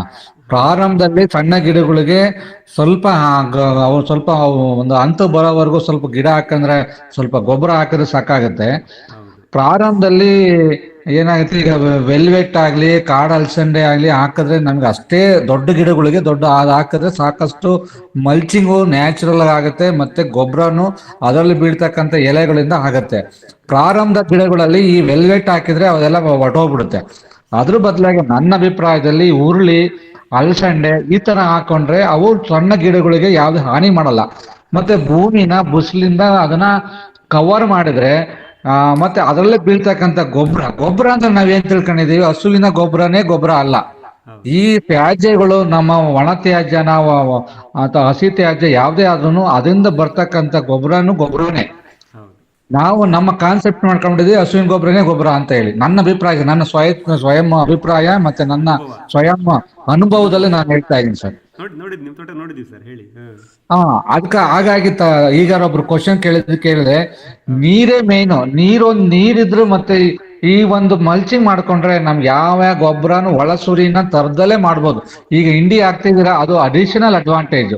ಹೌದು ಅದು ಬಿಟ್ರೆ ಒಂದು ಹಂತಕ್ಕೆ ಬಂದ್ಮೇಲೆ ನಾವು ವೆಲ್ವೆಟ್ ಈ ತರ ಗಿಡಗಳು ಹಾಕೊಂಡ್ಬಿಟ್ರೆ ನಾವು ಯಾವುದೇ ತರಹದ ಒಳಸುರಿ ಕೊಡದಲ್ಲೇ ನಾವು ಮಾಡ್ಬೋದು ಅಂತ ನಾನು ಪ್ರೂವ್ ಮಾಡಿದ್ದೀನಿ ಸರ್. ನನ್ನಲ್ಲಿ ತೋಟದಲ್ಲಿ ಇದೆ, ತಾವು ನೋಡಿದಿರಲ್ಲ. ನೋಡಿದ್ವಿ. ನನ್ನ ಭೂಮಿ ಕೆಂಪು ಭೂಮಿ ಇವತ್ತು ಕಪ್ಪಗಾಗಿದೆ ಅಂದ್ರೆ ನಾನು ಗೊಬ್ಬರ ಹಾಕಿದ್ದಲ್ಲ, ಅಲ್ಲಿ ಇದ್ದಕ್ಕಂತ ಕಳೆ ಗಿಡಗಳಿಂದ ಆ ತರ ಆಗಿದೆ ಹೌದು ಸರ್. ಮತ್ತೆ ಇನ್ನೊಂದು, ನೀವು ಇದನ್ನ ಜಾಯಿಕಾಯಿ ಗಿಡ ಹಾಕಿದ್ದೀನಿ ಅಂತ ಹೇಳಿದ್ರಿ. ಹೌದು ಸರ್. ಶೇಡು ಜಾಸ್ತಿ ಇದೆಯಾ ಸರ್? ಜಾಸ್ತಿ ಶೇಡ್ ಇದ್ರೆ ಅನುಕೂಲ ಇತ್ತು ಅಂತ ನನ್ ಅನ್ಸ್ತದೆ. ಶೇಡ್ ಇಲ್ಲ ಅಂದ್ರೆ ಏನಾಗುತ್ತೆ ಅಂದ್ರೆ ಒಣಗೋಗ್ತದೆ ಸರ್ ಸ್ವಲ್ಪ ಗಿಡ. ಅದಕ್ಕೆ ಶೇಡ್ ನೆಟ್ ಏನಾದ್ರು ಹಾಕಬೇಕಾಗತ್ತಾ ಅಂತ. ಇಲ್ಲ ಸರ್, ನನ್ನಲ್ಲಿ ಹಸಿರು ಗಿಡಕ್ಕೆ ಹಸಿರು ಬಳೆ ಮಾಡ್ಬಿಡ್ತೀನಿ ವೆಂಕಟೇಶ್ ಜಿ. ಅದೇ ನೀವು ಸಪೋರ್ಟಿಂಗ್ ಮಾಡ್ತಿರಲ್ಲ, ಅದು ನಡೆಯುತ್ತೆ. ನಾನು ಆಲ್ರೆಡಿ ಸೆಣಬು ಹೆಂಚೆ ಬೀಜ ಇಟ್ಕೊಂಡ್ಬಿಟ್ಟಿದ್ದೀನಿ ರೂಮಲ್ಲಿ, ಸ್ಟೋರ್ ರೂಮಲ್ಲಿ. ಒಳ್ಳೇದು ಸರ್, ಹೋದ ಒಳ್ಳೇದು. ತಕ್ಷಣ ಹಾಕ್ಬಿಡ್ತೀವಿ ಬಳೆ. ಏನು 20-30 ದಿವಸಕ್ಕೆ ಸಣ್ಣ ಪುಟ್ಟ ಹೆಂಚೆ ಬಂದೇ ಬಿಡುತ್ತೆ. ಸರ್ ಇನ್ನೊಂದು ಸರ್, ಬಿಟ್ಬಿಡ್ತೀನಿ ಸರ್, 100 days ಬಿಟ್ಬಿಡ್ತೀನಿ ಆ ಹಸಿರು ಬಳೆನ ಈ ಸಲ. ಒಳ್ಳೇದು ಸರ್, ಒಳ್ಳೇದು. ಜನವರಿ ಫೆಬ್ರವರಿ 3 ತಿಂಗಳು ಇದ್ದು ಬಿಡ್ಲಿ ಅದು ನನ್ನ ಜಾಯಿಕಾಯಿ ಗಿಡ ಕಾಪಾಡ್ಕೊಂಡು. ಈ ದೊಡ್ಡಬಳ್ಳಾಪುರ ತೋಟದಲ್ಲಿ ಆತರ ಇದು ಮಾಡಿದೆಲ್ಲ ಹಂಗಿದ್ರೆ ಆರಾಮ ಬರುತ್ತೆ ಸರ್. ನೋಡಿ ಸರ್, ಬಳ್ಳಾಪುರದಲ್ಲಿ ನಾವು ದೊಡ್ಡ ಬೇವಿನ ಮರದ ಹತ್ರ ಕೂತಿದ್ವಲ್ಲ ಸರ್, ನೀವು ಬಂದಾಗ. ಹೌದು ಸರ್. ಬ್ಲಾಕ್ ಅಲ್ಲಿ ಪೂರ್ತಿ C ಬ್ಲಾಕ್ ಅಂತೀನಿ, ಹ್ಮ್. ಅಲ್ಲಿ 25 ಜಾಯಿಕಾಯಿ ಗಿಡ ಹಾಕಿದ್ದೆ. ಇವತ್ತು ಹೋಗಿದ್ದೆ ಸರ್, 25ಕ್ಕೆ 23 ಸಕ್ಸಸ್ ಆಗಿದೆ, ಸರ್ವೇವ್ ಆಗಿದಾವೆ. ಎಲ್ಲ ಹೊಸ ಚಿಗುರು ಬಂದಿದೆ. ಫೋಟೋ ತಗೊಂಡ್ಬಂದೆ, ಖುಷಿ ಆಯ್ತು. ಸರ್, ಜಾಯಿಕಾಯಿ ವಿಷ ಪಡ್ತಲ್ಲಪ್ಪ ಅಂತ. ಆಳ್ವಂದ್ ಗಿಡ ಮತ್ತೆ ಇದನ್ನ ಗ್ಲಿಸಿಡ್ ಅದಕ್ಕೂ ನೀವು ಕಾಳ್ಮೆಂಟ್ಸ್ ಹಾಕ್ಬೋದು ಸರ್, ಚೆನ್ನಾಗಿ ಬರುತ್ತೆ ಅದು. ಖಂಡಿತ ಸರ್, ಖಂಡಿತ. ಹಾ. ಅದೇ ನೆರಳು ಬೇಕೇ ಬೇಕು, ನೀವು ಹೇಳಿದಾಗೆ ಜಾಯಿಕಾಯಿ ಗಿಡಕ್ಕೆ. ಯಾಕಂದ್ರೆ ಇನ್ನೊಂದು ಅದು ನೀವು ಜಾಯಿಕಾಯಿ ಗಿಡದಲ್ಲಿ ನೀವು ಕಳೆ ತೆಗಿಬೇಕಾದ್ರೆ ಮಿಷಿನ್ ಸ್ವಲ್ಪ ಟಚ್ ಆದ್ರೂ, ಸ್ವಲ್ಪ ಗಾಯ ಆದ್ರೂ ಒಣಗೋಗುತ್ತೆ. ನಾವು 2 ಗಿಡ ಹೊಟ್ಟೋದು ಸುಮ್ನೆ ಒಂದ್ ಮೇಲ್ಗಡೆ ಒಂದು ಲೇಯರ್ ಅಷ್ಟೇ ಒಂದ್ ಚೂರು ಇದಾಗಿತ್ತು ಗಾಯ, ಅಷ್ಟಕ್ಕೆ ಒಣಗೋಗ್ಬಿಡುತ್ತೆ ಸರ್. ಅದೊಂದು ಸ್ವಲ್ಪ ನೋಡ್ಕೋಬೇಕಾಗುತ್ತೆ ಸರ್. ಹೌದು, ಅದೊಂದು ದೊಡ್ಡ ಆತಂಕ ನಮಗೆ. ಹೌದು ಸರ್, ಹೌದು. ಹೌದೌದು. Thank you Venkatesh, thank you sir. ನಮಸ್ಕಾರ, ಚಂದ್ರಶೇಖರ ಮಾತಾಡ್ತೀನಿ ಕೊಳ್ಳೇಗಾಲದಿಂದ. ನಮಸ್ಕಾರ ಸರ್, ಹೇಳಿ ಚಂದ್ರಶೇಖರ್ ಸರ್. ನಮಸ್ಕಾರ. ಐ ಥಿಂಕ್ ದಯಾನಂದ್ ಅವರ ಬಹಳಷ್ಟು ಕ್ವಶನ್ಗೆ ವೆಂಕಟೇಶ್ ಅವರೇ ಆನ್ಸರ್ ಮಾಡ್ಬಿಟ್ರು. ಆಮೇಲೆ ತಮ್ಮ ಪ್ರಿನ್ಸಿಪಲ್ ಏನು ಅಂತಂದ್ರೆ, ಹಸುಗಳು ಕಟ್ಟೋದಕ್ಕೆ ಕಷ್ಟ ಆಗುತ್ತೆ ಅಂತ ಹೇಳಿ ತಾವು ಹಸುಗಳೆಲ್ಲ ಕಟ್ಟಿ ಅನುಭವಿಸಿ ಇವಾಗ ನೀವು EM ದ್ರಾವಣ ಕೊಡೋದು ಮತ್ತೆ ಇದು ಹಿಂಡಿಗಳು ಕೊಡೋದನ್ನ ಅದಕ್ಕೆ ಪರ್ಯಾಯವಾಗಿ ಆಲೋಚನೆ ಮಾಡಿ ಮಾಡ್ತಾ ಇದ್ದೀರಾ. ಗೋರಹಿತ ಕೃಷಿ ಅನ್ಕೊಂಡು ಅಲ್ವೇ? ಗೋರಹಿತ ಕೃಷಿ ಅಂತ ಹೇಳಿ. ಸೊ ಅಗೇನ್ ಆ ಗೋವಿನ ಬಗ್ಗೆ ಮಾತಾಡೋ ಅವಶ್ಯಕತೆ ಬರಲ್ಲ. ಸರಿ ಸರ್. ಒಂದು. ಎರಡನೇದು, ನೀರಿಗೆ ಇವರು ಆಸ್ ವೆಂಕಟೇಶ್ ತುಮಕೂರು ಅವರು ಮಾತಾಡಿದಾಗೆ ಕವರ್ ಕ್ರಾಪ್ಗಳಿತ್ತು ಅಂತಂದ್ರೆ ನೀರಿನ ಅವಶ್ಯಕತೆನೂ ಕಮ್ಮಿ ಆಗುತ್ತೆ. ಎರಡನೇದು, ನಾನು ನನ್ನ ತೋಟದಲ್ಲಿ 18 ಎಕರೆ ತೋಟದಲ್ಲಿ, ಅದರಲ್ಲೂ ಎಸ್ಪೆಷಲಿ ಅಡಿಕೆ ತೋಟದಲ್ಲಿ, ಒಂದು 8.5 ಎಕರೆ ಅಡಿಕೆ ತೋಟದಲ್ಲಿ ನಾನು ಇದನ್ನೆಲ್ಲ ಹಾಕಿದ್ದೀನಿ. ಯಾವುದು ಹುರುಳಿ ಎಲ್ಲ ಹಾಕಿದ್ಮೇಲೆ ಅದನ್ನ ಮತ್ತೆ ಅಲ್ಲೇ ಮಲ್ಚ್ ಮಾಡಿ ಅಲ್ಲೇ ರೋಟಾವೇಟರ್ ಮಾಡಿದ್ಮೇಲೆ I can see change in colour of the soil. As Venkatesh shed, ನಂದು ಕೆಂಪು ಭೂಮಿ ಇದ್ದಿದ್ದು, ನಂದು ಕೆಮ್ಮಣ್ಣು ಭೂಮಿ. So it has gradually turning into black. So whatever we have discussed, I think I request all the people to be more concentrate on the each and everything, so that it becomes advantageous to themselves. ಒಂದು sir, ಈಗ ಒಂದು particular model ಅಲ್ಲಿ ತಾವು ಹೇಳಿದ್ರೆ ಜಾಯಿಕಾಯಿ ಗಿಡನ 12 ಅಡಿ ದೂರದಲ್ಲಿ ಹಾಕಿದಿರಿ ಅಲ್ವಾ ಸರ್? ಹೌದೌದು. ಬಟ್ 12 ಅಡಿ ಹತ್ರ ಆಗಲ್ವಾ ಸರ್ ಅದು ಜಾಯಿಕಾಯಿ ಗಿಡಗಳಿಗೆ? 18 ಅಡಿ ರೆಕಮೆಂಡೆಡ್. ನಾನು ನೋಡಿದಂಗೆ ನಮ್ಮ HK ಮಂಜುನಾಥ್ ಅಂತ ಮಲ್ದೇವಿ ಹಳ್ಳಿ, ಜಾವಗಲ್ ಹೋಬಳಿ, ಅರಸೀಕೆರೆ ತಾಲೂಕು, ಹಾ ಹಾ ಹಾ. ಅವರು 18 ಅಡಿಗೆ ಹಾಕಿದ್ದಾರೆ, ಸಾಕಷ್ಟು ವಿಶಾಲವಾಗಿ ಬೆಳೆದಿದೆ. ಅದು ಅಡಿಕೆ ಗಿಡದಲ್ಲಿ ಹಾಕಿದಾರಲ್ವಾ ಸರ್? ಇಲ್ಲ, ಹಾಂ ಅಡಿಕೆ ತೋಟದಲ್ಲಿ. ಅಡಿಕೆ ತೋಟದಲ್ಲಿ ಹಾಕಿದ್ದಾರೆ. ಹಾಂ, ಬಟ್ ನಮ್ಮ I have visited that, ಒಂದು ಸಾಲ ಮಾತ್ರ ಅಡಿಕೆ ಇದೆ ಸರ್. 2 ತೆಂಗು, 1 ಅಡಿಕೆ, ತೆಂಗು ಅಡಿಕೆ ಮಧ್ಯೆ ಜಾಯಿಕಾಯಿ. ನಮ್ಮ HK ಮಂಜುನಾಥ್ ಸರ್ ತೋಟ, ಜಾವಗಲ್ದು. ಜಾವಗಲ್ ಹತ್ರ ನಾನೊಂದು ತೋಟಕ್ಕೆ ಹೋಗಿದ್ದೆ, ಅವ್ರ ಹೆಸರು ಮರ್ತಿದ್ದೀನಿ ನಾನು. ಬಟ್ ಅವ್ರದ್ದು ಇದು ಜಾಯಿಕಾಯಿ ಗಿಡಗಳು ಬಹಳ ಸಾಕಷ್ಟು ದೊಡ್ಡದಾಗಿದೆ, ಹೌದು, ಅವರೇ. ಫಲಗಳೆಲ್ಲ ಬಿಡ್ತಾ ಇತ್ತು. ಹಾಂ, ಮಲ್ಲಿದೇವಳ್ಳಿ ಅಂತ, ಜಾವಗಲ್ ಹೋಬಳಿ, ಅರಸೀಕೆರೆ. ಓಕೆ, ಇರ್ಬೋದು. ಓಕೆ, ಸೊ ನನ್ನ ಕ್ವಶನ್ ಸರ್, ಇವಾಗ ನಾನೇನ್ ಮಾಡಿದೀನಿ ಅಂತಂದ್ರೆ, ಹೇಳಿ sir. Along that east west ಹಾಂ, ತೆಂಗಿನ ಮರದ ಮಧ್ಯದಲ್ಲಿ, ಬಿಕಾಸ್ ತೆಂಗಿನ ಮರದ ಈಸ್ಟ್ ವೆಸ್ಟ್ ಸ್ವಲ್ಪ ಜಾಸ್ತಿ ಸಾಕಷ್ಟು ನೆರಳಿರೋದ್ರಿಂದ ಅಂಡ್ ಜಾಯಿಕಾಯಿ ಗಿಡಗಳು ಶೇಡ್ ಲವಿಂಗ್ ಟ್ರೀಸ್ ಆಗಿರೋದ್ರಿಂದ ಇನಿಷಿಯಲ್ ಸ್ಟೇಜ್ ಅಲ್ಲಿ, ಸೊ ನಾನು ಈಸ್ಟ್ ವೆಸ್ಟ್ 30 ಫೀಟ್ಗೆ ಒಂದೊಂದು ಹಾಕಿದ್ದೀನಿ. ಸೊ ಅಂದ್ರೆ ಜಾಯಿಕಾಯಿ ಗಿಡನು ಅಲ್ಲಿಗೆ ಒಂದು ಜಾಯಿಕಾಯಿ ಗಿಡಕ್ಕೂ ಇನ್ನೊಂದು ಜಾಯಿಕಾಯಿ ಗಿಡಕ್ಕೂ 30 ಅಡಿನೇ ಆಗುತ್ತೆ. ಅದೇ 2 ತೆಂಗಿನ ಮರದ ಮಧ್ಯೆ. ಹಾ, 2 ತೆಂಗಿನ ಮರದ ಮಧ್ಯದಲ್ಲಿ ಒಂದು ಹಾಕಿದ್ದೀನಿ. ಸರಿ ಸರ್, ಖಂಡಿತ. ಈಗ ನನ್ನ ಒಂದು ಡೌಟ್ ಏನಪ್ಪಾ ಅಂತಂದ್ರೆ, ನಾನು ಆ ಗಿಡದಿಂದ 7.5 ಅಡಿ ಆ ಕಡೆ 7.5 ಅಡಿ ಈ ಕಡೆ ಸೇಮ್ ಲೈನ್ ಅಲ್ಲಿ ಕೆನ್ ಐ ಗೋ ಫಾರ್ ಏಲಕ್ಕಿ ಆಗ್ಲಿ ಅಥವಾ ಕಾಫಿ ಆಗ್ಲಿ ಅಲ್ಲಿ ಹಾಕ್ಬೋದಾ? ಖಂಡಿತ ಸರ್. ತೆಂಗಿನ ಮರ ದೊಡ್ಡದಲ್ವಾ ನಿಮ್ದು? ತೆಂಗಿನ ಮರ ದೊಡ್ಡದಲ್ಲ? ನಂದೆಲ್ಲ ಆಲ್ರೆಡಿ 25 ವರ್ಷದ ಗಿಡ.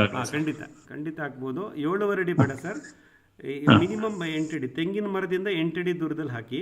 ಜಾಯಿಕಾಯಿ ಗಿಡಕ್ಕೆ ಆದ್ರೂ ಪರವಾಗಿಲ್ಲ, ಸ್ವಲ್ಪ ಇಟ್ ಇಸ್ ಕ್ಲೋಸ್ ಟು 60-40. ಏನಾಗುತ್ತೆ ಅಂತಂದ್ರೆ, ನಾನೀಗ already between east west from the central line, ನೀವು ಒಂದು ಸಿಂಗಲ್ ಲೈನ್ ಅರಕನಟ್ ಹಾಕಿದಿರಲ್ಲ, ತಾವು ನೋಡಿದಿರಾ, ಗಮನಿಸಿದಿರಾ ನಮ್ಮ ತೋಟಕ್ಕೆ ಬಂದಾಗ? ಹೌದು, ನಾನು ಅರಕನಟ್ ಹಾಕಿದ್ದೀನಿ at a distance just to maintain the equal distance. ನಾನೇನ್ ಮಾಡಿದ್ದೀನಿ, 7.5 ಅಡಿಗೆ ಒಂದೊಂದು ಅರಕನಟ್ ಹಾಕಿದ್ದೀನಿ, since it is only single line. Correct. So that should be able to take the ಇದು ಸನ್ಲೈಟ್ ಅಂಡ್ ಅದರ್ ಥಿಂಗ್ಸ್ ಅಂತ ಹೇಳಿ. ಆಮೇಲೆ ಅದು 7.5 ಅಡಿಗೆ ಹಾಕಿರೋದ್ರಿಂದ to maintain the same this thing line, symmetry maintain ಮಾಡಕ್ಕೋಸ್ಕರ 7.5 ಅಡಿಗೆ ಹಾಕ್ಬೋದಾ? ಖಂಡಿತ ಮಾಡ್ಬೋದು ಸರ್. ಅಲ್ಲ, 8 ಅಡಿ ಏನಕ್ಕೆ ಅಂದ್ರೆ ಎಡೆಮಟ್ಟಿಗೆ ಬೀಳುತ್ತಲ್ಲ ಮೇಲಿಂದ ಗರಿ ಕಳಚ್ಕೊಂಡು, ಕಾಫಿ ಗಿಡದ ಏಲಕ್ಕಿ ಗಿಡದ ಕೊಂಬೆಗಳನ್ನು ಮುರಿಬಾರ್ದು ಅಂತ ಅಷ್ಟೇ. ತೆಂಗಿನ ನಮ್ಗೆ ಅದೊಂದು ಸಮಸ್ಯೆ. ಓಕೆ ಓಕೆ ಓಕೆ, ಅದೊಂದು ಪ್ರಿಕಾಷನ್ ತಗೋಣ ಅಷ್ಟೇ. ಇರ್ಲಿ ಸರ್, ಪ್ರಯತ್ನ ಮಾಡಿ. ನಿಮ್ಮಲ್ಲಿ ಸೂಕ್ಷ್ಮ ವಾತಾವರಣ ಬಂದ್ಬಿಟ್ಟಿದೆ ಸರ್, ಮೈಕ್ರೋ ಕ್ಲೈಮೇಟ್ ಆಲ್ರೆಡಿ ಇದೆ ನಿಮ್ಮ ತೋಟದಲ್ಲಿ, ನಾನು ನೋಡಿದ್ದೀನಲ್ಲ. ಧಾರಾಳವಾಗಿ ಕಾಫಿ ಏಲಕ್ಕಿನ ಇಂಟ್ರೊಡ್ಯೂಸ್ ಮಾಡಬಹುದು, ಧಾರಾಳವಾಗಿ. Okay sir, one more thing is, ನಾನು ಈ ತೋಟ ತಗೊಂಡಾಗ ಕೆಲವು ಒಂದು 8-10 ಮಾವಿನ ಗಿಡಗಳ ಹಾಕ್ಬಿಟ್ಟಿದ್ರು ಅವರು ತೆಂಗಿನ ತೋಟದ ಮಧ್ಯದಲ್ಲೇನೆ. ಬಟ್ ಅದು ಯಾವುದು ಸರಿಯಾಗಿ ಫಲ ಕಚ್ಚೋದಿಲ್ಲ. Hardly I can say 5 to 10% ಅಷ್ಟೇನೆ. ಬಿಕಾಸ್ ಮಾವಿನ ಮರಗಳು I think they require lot of sunlight ಅಂತ ಅನ್ಕೊಂಡಿದ್ದೀನಿ. Shade. So is it symbiosis to have this, I mean ಮಾವಿನ ಮರಗಳನ್ನ ಇದ್ರೊಳಗಡೆ ಇಟ್ಕೊಳ್ಳೋದು ಅವಶ್ಯಕತೆ ಇದೆಯಾ? ಈಸ್ ಇಟ್ ಸಿಂಬಾಯಿಸಿಸ್ ಇದೆಯಾ ಒಂದಕ್ಕೊಂದಕ್ಕೆ? ಅದೇ ಸರ್, ನಾನು ನನ್ನ ಫ್ರೂಟ್ ಡಿಸೈನಲ್ಲಿ fruit category A, fruit category B, FA FB ಅಂತ ಮಾಡ್ಕೋತೀನಿ ಸರ್. ಹೌದು. ನಲ್ಲಿ ಮ್ಯಾಂಗೋ, ಜಾಕ್ ಫ್ರೂಟು ಮತ್ತು ಜಾಮೂನು, ಮಾವು, ಹಲಸು ಮತ್ತು ನೇರಳೆ. But that is again in between coconut trees ಅಲ್ವಾ ಸರ್? ಇಲ್ಲ, ಇವು ಮೂರನ್ನು ನಾವು ಬಾರ್ಡರ್ಗೆ ಹಾಕ್ಬಿಡ್ತೀವಿ. ಹೊಸ ತೋಟದಲ್ಲಿ ನಾನು ವಿನ್ಯಾಸ ಮಾಡಿದಾಗ, ಡಿಸೈನ್ ಮಾಡಿದಾಗ, ಇದು ಮೂರು, ಇದನ್ನ ಫ್ರೂಟ್ ಕ್ಯಾಟಗರಿ ಎ ಅಂತ ಕರಿತೀನಿ. Large canopy fruit plants which requires more sunlight and more canopy space. Okay. This we will not bring inside the coconut grid. Okay.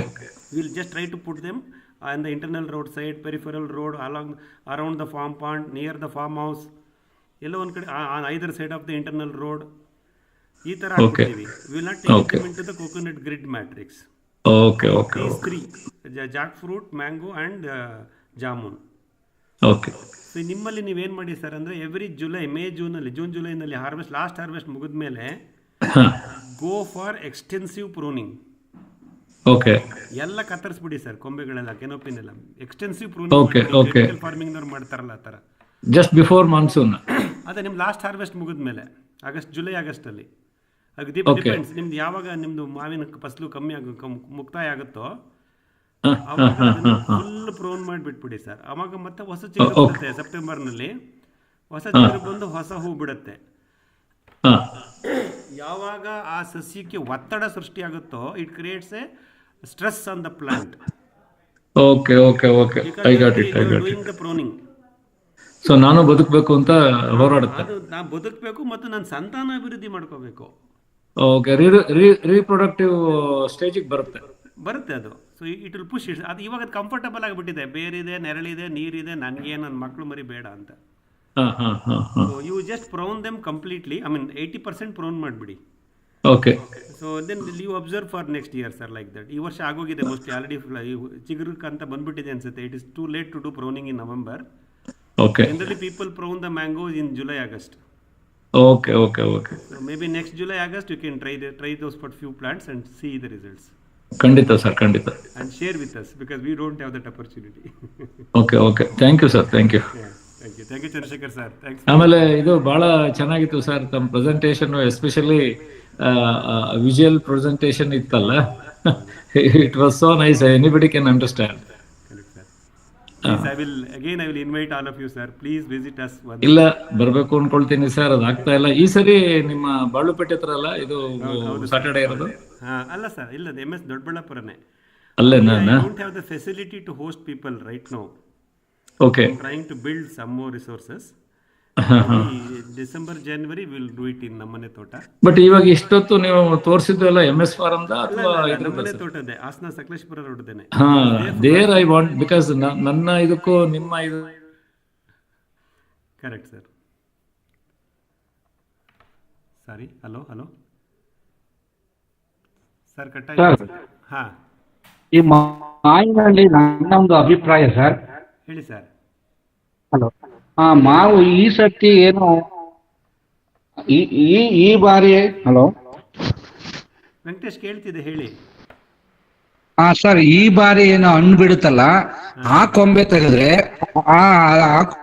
ತೆಗೆದ್ರೆ ಅದು ಮುಂದಿನ ವರ್ಷಕ್ಕೆ ಸಿಗರಿ 1 ವರ್ಷ ಬೇಕಾಗತ್ತೆ ಅದು ಕಾಯಿ ಕಟ್ಟೋದಕ್ಕೆ, ಹೂ ಕಟ್ಕೊಳ್ಳೋದಕ್ಕೆ. ಒಂದ್ ನಿಮಿಷ ಓಯ. Thank you sir. ಆಲ್ಟರ್ನೇಟ್ ಮಾಡಿದ್ರೆ ಅನುಕೂಲ ಅಂತ ನನ್ನ ಅಂದಿದೆ ಸರ್. ಮೇ ಬಿ ಸರ್, ನಮ್ಗೆ ಅಷ್ಟೊಂದು ಅನುಭವ ಇಲ್ಲ ಮಾವಿಂದು.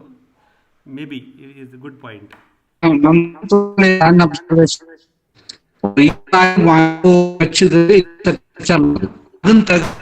ನಿಮ್ಗೆ ಗಾಳಿ ಬೆಳಕು ಮಾಡುತ್ತೆ, ಇನ್ನೊಂದರಲ್ಲಿ ಈ ಸತಿ ಬಿಡುತ್ತೆ. ಇದೇ ಆಲ್ಟರ್ನೇಟ್ ಮಾಡ್ಕೊಂಡು ಹೋದ್ರೆ ಗಾಳಿ ಬೆಳಕು ಬರುತ್ತೆ, ಮತ್ತೆ ನಮ್ಗೆ ಖಂಡಿತ ವೆಂಕಟೇಶ್ ಸರ್, ನಿಮ್ದು ವಾಯ್ಸ್ ಸ್ವಲ್ಪ ಕ್ಲಾರಿಟಿ ಇರಲಿಲ್ಲ, ಬಟ್ ಐ ರಿಪೀಟ್. ಅದೇ ನೀವು ಆಲ್ಟರ್ನೇಟಿವ್ ಮಾಡ್ಕೊಂಡು ಬಂದಾಗ ಅಟ್ಲೀಸ್ಟ್ ಪ್ರತಿ ವರ್ಷ ಒಂದು ಲಿಮಿಟೆಡ್ ಹಾರ್ವೆಸ್ಟ್ ನಾವು ಎಕ್ಸ್ಪೆಕ್ಟ್ ಮಾಡ್ಬೋದು ಅಂತ. ಖಂಡಿತ ವೆಂಕಟೇಶ್ ಸರ್ ಸಿಗ್ನಲ್ ಸ್ವಲ್ಪ ವೀಕ್ ಇದೆ. ಹೇಳಿ, ಬೇರೆ ಕ್ವಶನ್ ಫೀಡ್ಬ್ಯಾಕ್ ಕೊಡಿ, ಪ್ರಶ್ನೆ ಕೇಳಿ. ಸರ್ ನಮಸ್ಕಾರ, ಗಿರೀಶ್ ಸರ್, ದೊಡ್ಡಮದ್ರೆಯಿಂದ ಕುಣಿಗಲ್ ತಾಲೂಕು. ಹೇಳಿ ಗಿರೀಶ್. ತಾವು ಪ್ರೆಸೆಂಟೇಷನ್ ಕೊಟ್ಟಿದ್ದು ತುಂಬಾ ಅದ್ಭುತವಾಗಿತ್ತು ಮಾತ್ರ. ಯಾಕಂದ್ರೆ ನಮ್ಮಂತನಾಗೆ ನಾವು ಹೊಸದಾಗಿ ಮಾಡೋಂಥವ್ರಿಗೆ ತುಂಬಾ ಯೂಸ್ಫುಲ್ ಆಗಿದೆ ಅದು.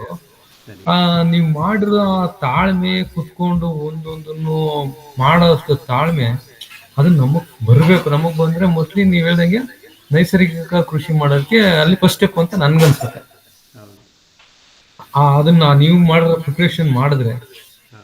ಸೆಕೆಂಡ್ ಸರ್, ನಾನು ಅಬ್ಸರ್ವ್ ಮಾಡಿದ್ದು ನೀವೆಲ್ಲ ಅದೇ ಕೊಡಿ ABC ಅಂತ ಕೊಟ್ಟಿದ್ದೀರಲ್ಲ, ಅದ್ರಲ್ಲಿ ಕೊಟ್ಟಿರೋ ನೀವು ಒಂದೊಂದು ಬ್ಲಾಕ್ ಅನ್ನು ಒಂದೊಂದು ತರ ಮಾಡಿದೀರಾ, 3-4 ಡಿಸೈನ್ ಮಾಡಿದೀರಾ. ಅದ್ರಲ್ಲಿ ಈಗ ಆಲ್ರೆಡಿ ನಿಮ್ದು ತೆಂಗಿನ ಮರ 30ಕ್ಕಿಂತ 30 ಇದೆ, ಪ್ಲಸ್ ಮಧ್ಯದಲ್ಲಿ 15 ಅಡಿಗೆ ಈಗ ಒಂದು ತೆಂಗು ಹಾಕಿದೀರಾ, ಚಿಕ್ಕ ಸಸಿನ. ಹೌದು, ಪೂರ್ವ ಪಶ್ಚಿಮವಾಗಿ. ಅದು ಹಾಕ್ಬೋದಾ ಸರ್? ಹತ್ರ 15 ಅಡಿಗೆ ತಿರ್ಗಾ ಒಂದು ಗ್ಯಾಪ್ ಜಾಸ್ತಿ ಬೇಕು ಅಂತ ಹೇಳ್ತಾರೆ ಒಂದು.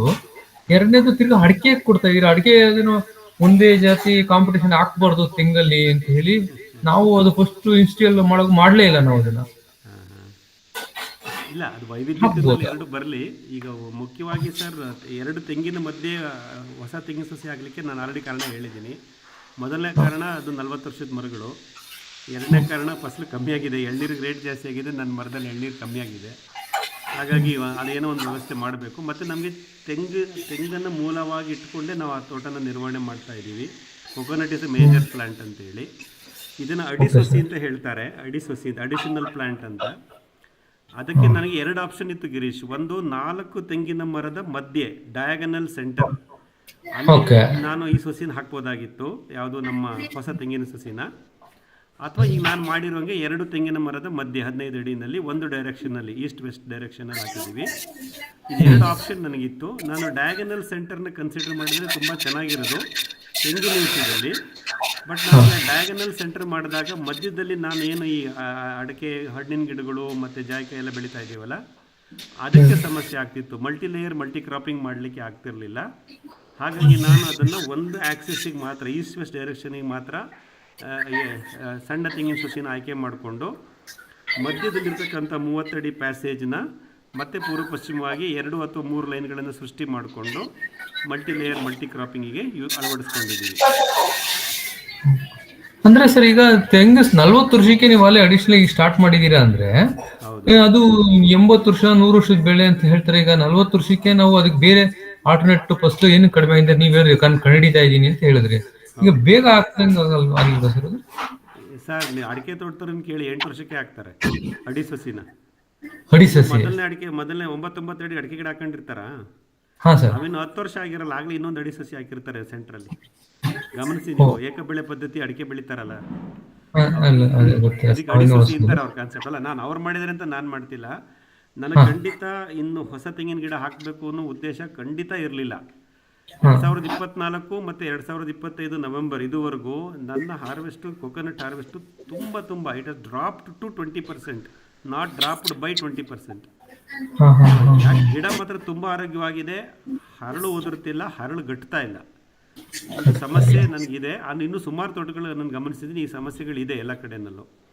ಹಾಗಾಗಿ ಈ ತೆಂಗಿನ ಮರಗಳು ಇದೆ, ಈ ಬದಲಾದ ಈ ಕ್ಲೈಮೆಟಿಕ್ ಕಂಡೀಷನ್ ಇದೆ, ಹವಾಮಾನ ವೈಪರೀತ್ಯ ಅಂತೀವಲ್ಲ, ಹವಾಮಾನ ವೈಪರೀತ್ಯದಿಂದ ಈ ಥರ ಏನಾದ್ರು ಆಗ್ತಾ ಇದ್ದು ಇದೇ ಕಂಟಿನ್ಯೂ ಆಗಿಬಿಟ್ರೆ ತೆಂಗಿನ ಮರ ಕೌಂಟಿಗಿರುತ್ತೆ, ತೆಂಗಿನಕಾಯಿ ಕೌಂಟಿಗೆ ಸಿಗೋದಿಲ್ಲ.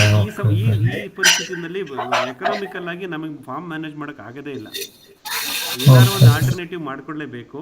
ಹಾಗಾಗಿ ನಾನು ಅಡಿ ಸಸಿ ಹಾಕೋ ನಿರ್ಧಾರ ತಗೊಂಡು ನಾಟಿ ಮಾಡಿದ್ದೀನಿ. ಓಕೆ ಸರ್, ನಮಗೊಂದು ಎಕ್ಸ್ಪೀರಿಯನ್ಸ್ ಆಗುತ್ತೆ ನೋಡಿದಾಗ. Sir, Chandrashekhar again. ಸೊ ತಾವು ಹೇಳಿದ್ರಲ್ಲ, ನಮ್ಮ ಏರಿಯಾದಲ್ಲೂ ಕೂಡ ನಂದೊಂದು 300 ತೆಂಗಿನ ಮರ ಇದೆ.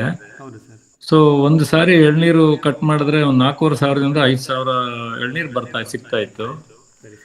ಆ ಜಾಗದಲ್ಲಿ ಇವಾಗ 800 ಸಿಕ್ಕಿದ್ರೆ ಹೆಚ್ಚಾಗಿದೆ. ಸೊ ತೆಂಗಿಂದು ಎಲ್ಲಾ ಕಡೆ ಈ ಸಮಸ್ಯೆ ಇದೆ ಸರ್. ಅದು ಏನಕ್ಕೆ ಅನ್ನೋದನ್ನ ನಮಗೂ ಇನ್ನೂ ಸರಿಯಾಗಿ ಅರ್ಥ ಆಗಿಲ್ಲ. ಅದೇ ಸರ್, ನಾನು it is A question of infertility ಅಂತ ಹೇಳ್ತೀನಿ ಇದನ್ನು. ಯಾಕೆಂದರೆ ಹರಳು ಉದುರಿದ್ರೆ ಒಂದು ಸಮಸ್ಯೆ ಸರ್, ವಾಂಟ್ ಆಫ್ ನ್ಯೂಟ್ರಿಷನ್ ಅಂತೀವಿ. ಬಟ್ ಹರಳು ಉದುರ್ತಾ ಇಲ್ಲ. ನಾನು ಪ್ರತಿ ತೆಂಗಿನ ಮರದ ಬಿಡ್ದಲ್ಲೂ ನಿಂತ್ಕೊಂಡು ನೋಡ್ತೀನಿ, ಹರಳು ಉದುರಿಲ್ಲ ಅಂತ. ಹರಳು ಉದುರ್ತಾ ಇಲ್ಲ, ಹರಳು ಗಟ್ತಾ ಇಲ್ಲ. It is not pollinated. Okay. So sir, ತಾವು ಪಾಲಿನೇಟೆಡ್ ಆಗ್ತಾ ಇಲ್ಲ ಅಂತ ಹೇಳಿದಾಗ ಒಂದು ಸಜೆಷನ್ ಕೇಳ್ಬೋದಾ? ಈಗ ನಾವೇನಾದ್ರು ಜೇನು ಸಾಕಣೆ ಮಾಡಿದ್ರೆ ಸ್ವಲ್ಪ ಅದು ಅಭಿವೃದ್ಧಿ ಆಗ್ಬೋದಾ? ಅದು ಖಂಡಿತ sir, that is next logical point. ನಾವು ಆ ಹಂತಕ್ಕೆ ಬರಬೇಕಾಗಿದೆ, ಈಗ ಮಾಡಬೇಕಾಗತ್ತೆ. ಇದು ಪಾಲಿನೇಷನ್ ಆಗ್ತಾ ಇಲ್ಲ ಅನ್ನೋದು ಬಿಕಾಸ್ ಆಫ್ ಪಾಲಿನೇಟರ್ಸಾ ಅಥವಾ ಡ್ಯೂ ಟು ದಿಸ್ ಕ್ಲೈಮೇಟ್ ಚೇಂಜಾ? ಅಲ್ಲ, definitely climate change will have lot of bearing on all these things. There is no doubt about it. ಯಾಕಂದ್ರೆ ಲಾಸ್ಟ್ ಇಯರ್ ತುಂಬಾನೇ ನೀರ್ ಇಲ್ದಲೇನೆ, ಮಳೆ ಇಲ್ದಲೇನೆ ಅಡಿಕೆನಲ್ಲೆಲ್ಲ ನಮ್ಗೆ ಸಾಕಷ್ಟು ಪ್ರೀವಿಯಸ್ ಇಯರ್ ಅಲ್ಲಿ ಸಾಕಷ್ಟು ತೊಂದರೆಗಳು ಅನುಭವಿಸಿದ್ವಿ. ಅದೆಲ್ಲ ಹರಳು ಡ್ರಾಪ್ ಆಗಿದ್ದು ನಿಜ. ಬಟ್ ತೆಂಗಿನ ಮರದಲ್ಲಿ ಇವಾಗ last year we have seen this white flies. Because of the white flies photosynthesis ಆಗಿಲ್ಲ ಅಂತ ಅನ್ಕೊಳ್ತೀನಿ. ಮಳೆ ಬಿದ್ಮೇಲೆ ಸ್ವಲ್ಪ ಕಡಿಮೆ ಆಗಿದೆ ಅದು ವೈಟ್ ಫ್ಲೈಸು. ನಿಮ್ ಕಡೆ ಹೇಗಿದೆ ಗೊತ್ತಿಲ್ಲ, ಈ ಕಡೆ ಅಂತೂ ರಾಮ್ಫೆಟ್ ಆಗಿತ್ತು. ನಮ್ ಕಡೆ ಎಲ್ಲ ಕಡೆ ಇದೆ ಸರ್, ಎಲ್ಲ ಕಡೆ ಇದೆ. ತುರುವೇಕೆರೆ, ರಾಮನಗರ, ಮಾಗಡಿ, ಚನ್ನಪಟ್ಟಣ, ಅಲ್ಲಂತೂ ತೋಟನೇ ವೈಟ್ ಫ್ಲೈಸ್ ಅಟ್ಯಾಕ್ ಆಗುತ್ತೆ. ಹೌದು. ಇಲ್ಲ, ನಮ್ಮಲ್ಲೂ ಸ್ವಲ್ಪ ಹೆಚ್ಚು ಕಡಿಮೆ ಆಗಿತ್ತು. ಆಮೇಲೆ ನಾವು ಇದನ್ನ ಬ್ರಹ್ಮಾಸ್ತ್ರ ಅನ್ನೋದು ಬರುತ್ತಲ್ವಾ, ಅದನ್ನೆಲ್ಲ ಸ್ಪ್ರೇ ಮಾಡಿದ್ಮೇಲೆ ಒಂದು ಸ್ವಲ್ಪ ಕಮ್ಮಿ ಆಗಿದೆ, 50-60% ಕಮ್ಮಿ ಆಗಿದೆ. ಸೊ ಮಳೆನೂ ಚೆನ್ನಾಗಿ ಬಂದಿದೆ ಸರ್. ಮಳೆ ಇನ್ನೂ ಚೆನ್ನಾಗಿ ಬಂದಿದ್ರಿಂದ ಮತ್ತೆ ನಾವು ಸ್ಪ್ರೇ ಮಾಡಕ್ ಹೋಗಿಲ್ಲ ನಾವು. ಹೌದು ಹೌದು. So naturally it will wash of that white flies.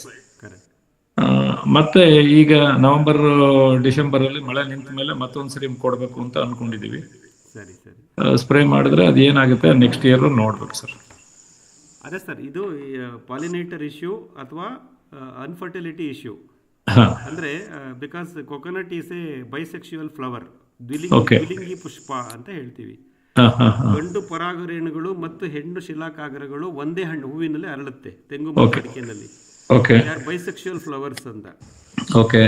ಈ ಗಂಡು ಪರಾಗರೇಣುಗಳು ಅಂತೀವಿ, the male part of the flower. So that is not maturing enough. It will not able to do the whatever that fertility. So ತಾವು ಶಂಕೆ ಮಾಡ್ತಾ ಇರೋದೇನು ಅಂದ್ರೆ, ಈಗ ಇವನ್ ನಾವು ಯಂಗರ್ ಜನರೇಷನ್ ಫರ್ಟಿಲಿಟಿ ಪ್ರಾಬ್ಲಮ್ ಇದೆಯಲ್ಲ, ಅದೇ ರೀತಿ ತೆಂಗಿನ ಮರಕ್ಕೂ ಬಂದಿರಬಹುದಾ ಸರ್? ಅದಾಗಿದೆಯಾ ಅಂತ ಒಂದು ಶಂಕೆ ನನಗೆ. ಅದಾಗ್ಬಿಟ್ರಂತೂ ಬಹಳ disaster. Correct. Nobody can control. ಯಾವ ವಸ್ತ್ರ ಹೊಡೆಯೋಣ ಅಲ್ಲಿ ತಗೊಂಡೋಗಿ ನಾವು. ಕರೆಕ್ಟ್. ಅದಾಗಬಾರ್ದು, ಬಟ್ ಅದಾಗಿದೆಯಾ ಅಂತ ಒಂದೊಂದು ದೊಡ್ಡ ಕನ್ಸರ್ನ್ ಸರ್. ಯಾಕಂದ್ರೆ ವಾಂಟ್ ಆಫ್ ನ್ಯೂಟ್ರಿಷನ್ ಇಲ್ವೇ ಇಲ್ಲ. ಯಾಕಂದ್ರೆ ಗಿಡ ಹೆಲ್ತಿ ಆಗಿದೆ, ಗರಿಗಳು ಹೊಸ್ತಾ ಬರ್ತಾ ಇದೆ, ಸುಳಿ ಚೆನ್ನಾಗಿ ಬರ್ತಾ ಇದೆ. ಆಮೇಲೆ ಎಡೆಮಟ್ಟೆ ಬೀಳೋದು ಎಷ್ಟು ಬೇಕೋ ಅಷ್ಟೇ ಬೀಳ್ತಾ ಇದೆ. ಅನಾವಶ್ಯಕವಾಗಿ ಎಡೆಮಟ್ಟೆಗಳು ಕಳ್ಸ್ಕೊಂಡು ಬೀಳ್ತಾ ಇಲ್ಲ. ಸಂಪೂರ್ಣ ಆಯಸ್ ಮುಗಿಸ್ಕೊಂಡು ಗರಿಗಳು ಕಳ್ಸ್ಕೊಂತ ಇದಾವೆ. ಎಲ್ಲವನ್ನೂ ಅಬ್ಸರ್ವ್ ಮಾಡ್ತೀನಿ ಸರ್. ಹಾಗಾಗಿ ಇದು ಗೊತ್ತಿರೋ ಒಂದು ವಾಂಟ್ ಆಫ್ ಪಾಲಿನೇಟರು, ಪರಾಗಸ್ಪರ್ಶ ಕ್ರಿಯೆ ನಡೀತಾ ಇಲ್ವಾ, ಜೇನು ಕಣ್ಮರೆ ಆಗ್ತಾ ಇದೆಯಾ ನಮ್ಮ ತೋಟದಲ್ಲಿ ಅಂತ, ಅದು ಒಂದು ಸತ್ಯ ಇರ್ಬೋದು. ಇನ್ನೊಂದು ಕಾಡ್ತಾ ಇದೆಯಾ ಕಲ್ಪವೃಕ್ಷಕ್ಕೆ ಅಂತ.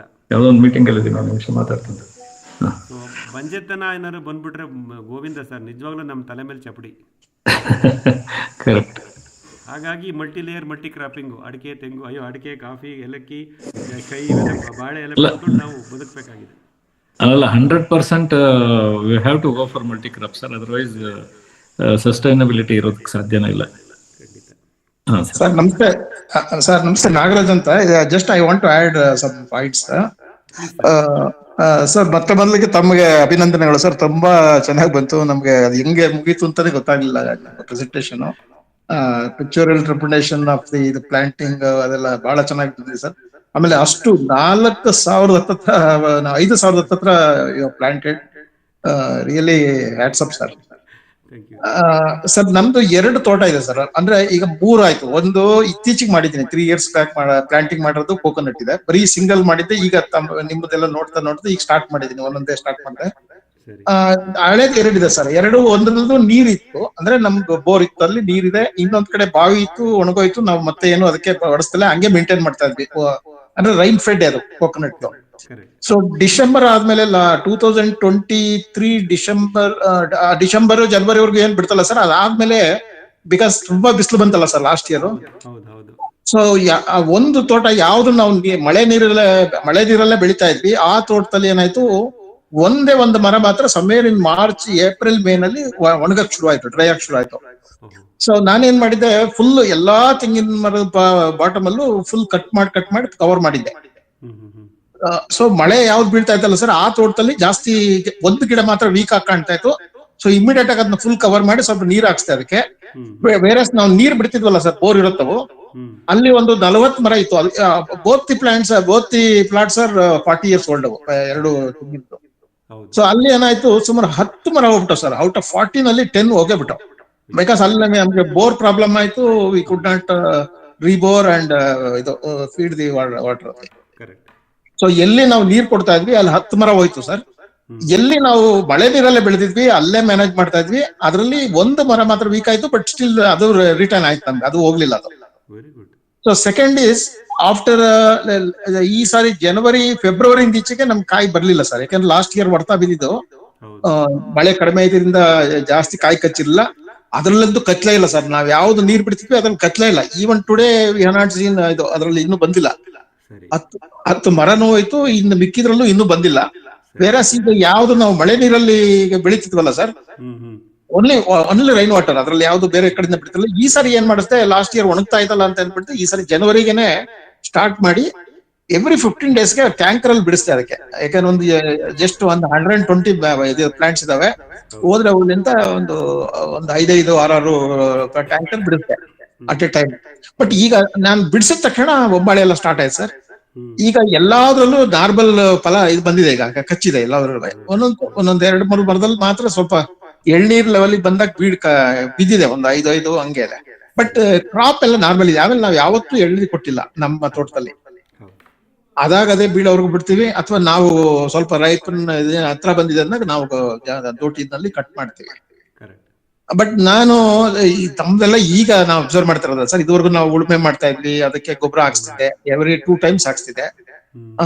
ಲಾಸ್ಟ್ ಇಯರ್ ಮಾತ್ರ ನಾನು ಸ್ವಲ್ಪ ಜಾಸ್ತಿ ಇದಾಕಿದ್ದೀನಿ ಸರ್, ಬೇವಿನ ಹಿಂಡಿ. ನನ್ಗೆ ಇದು ಗೊತ್ತಿರ್ಲಿಲ್ಲ, ನೀವು ಮಿಕ್ಸ್ ಮಾಡಿ ಎಲ್ಲ ಇದೀಗ ಸ್ಟಾರ್ಟ್ ಮಾಡಿದೆ.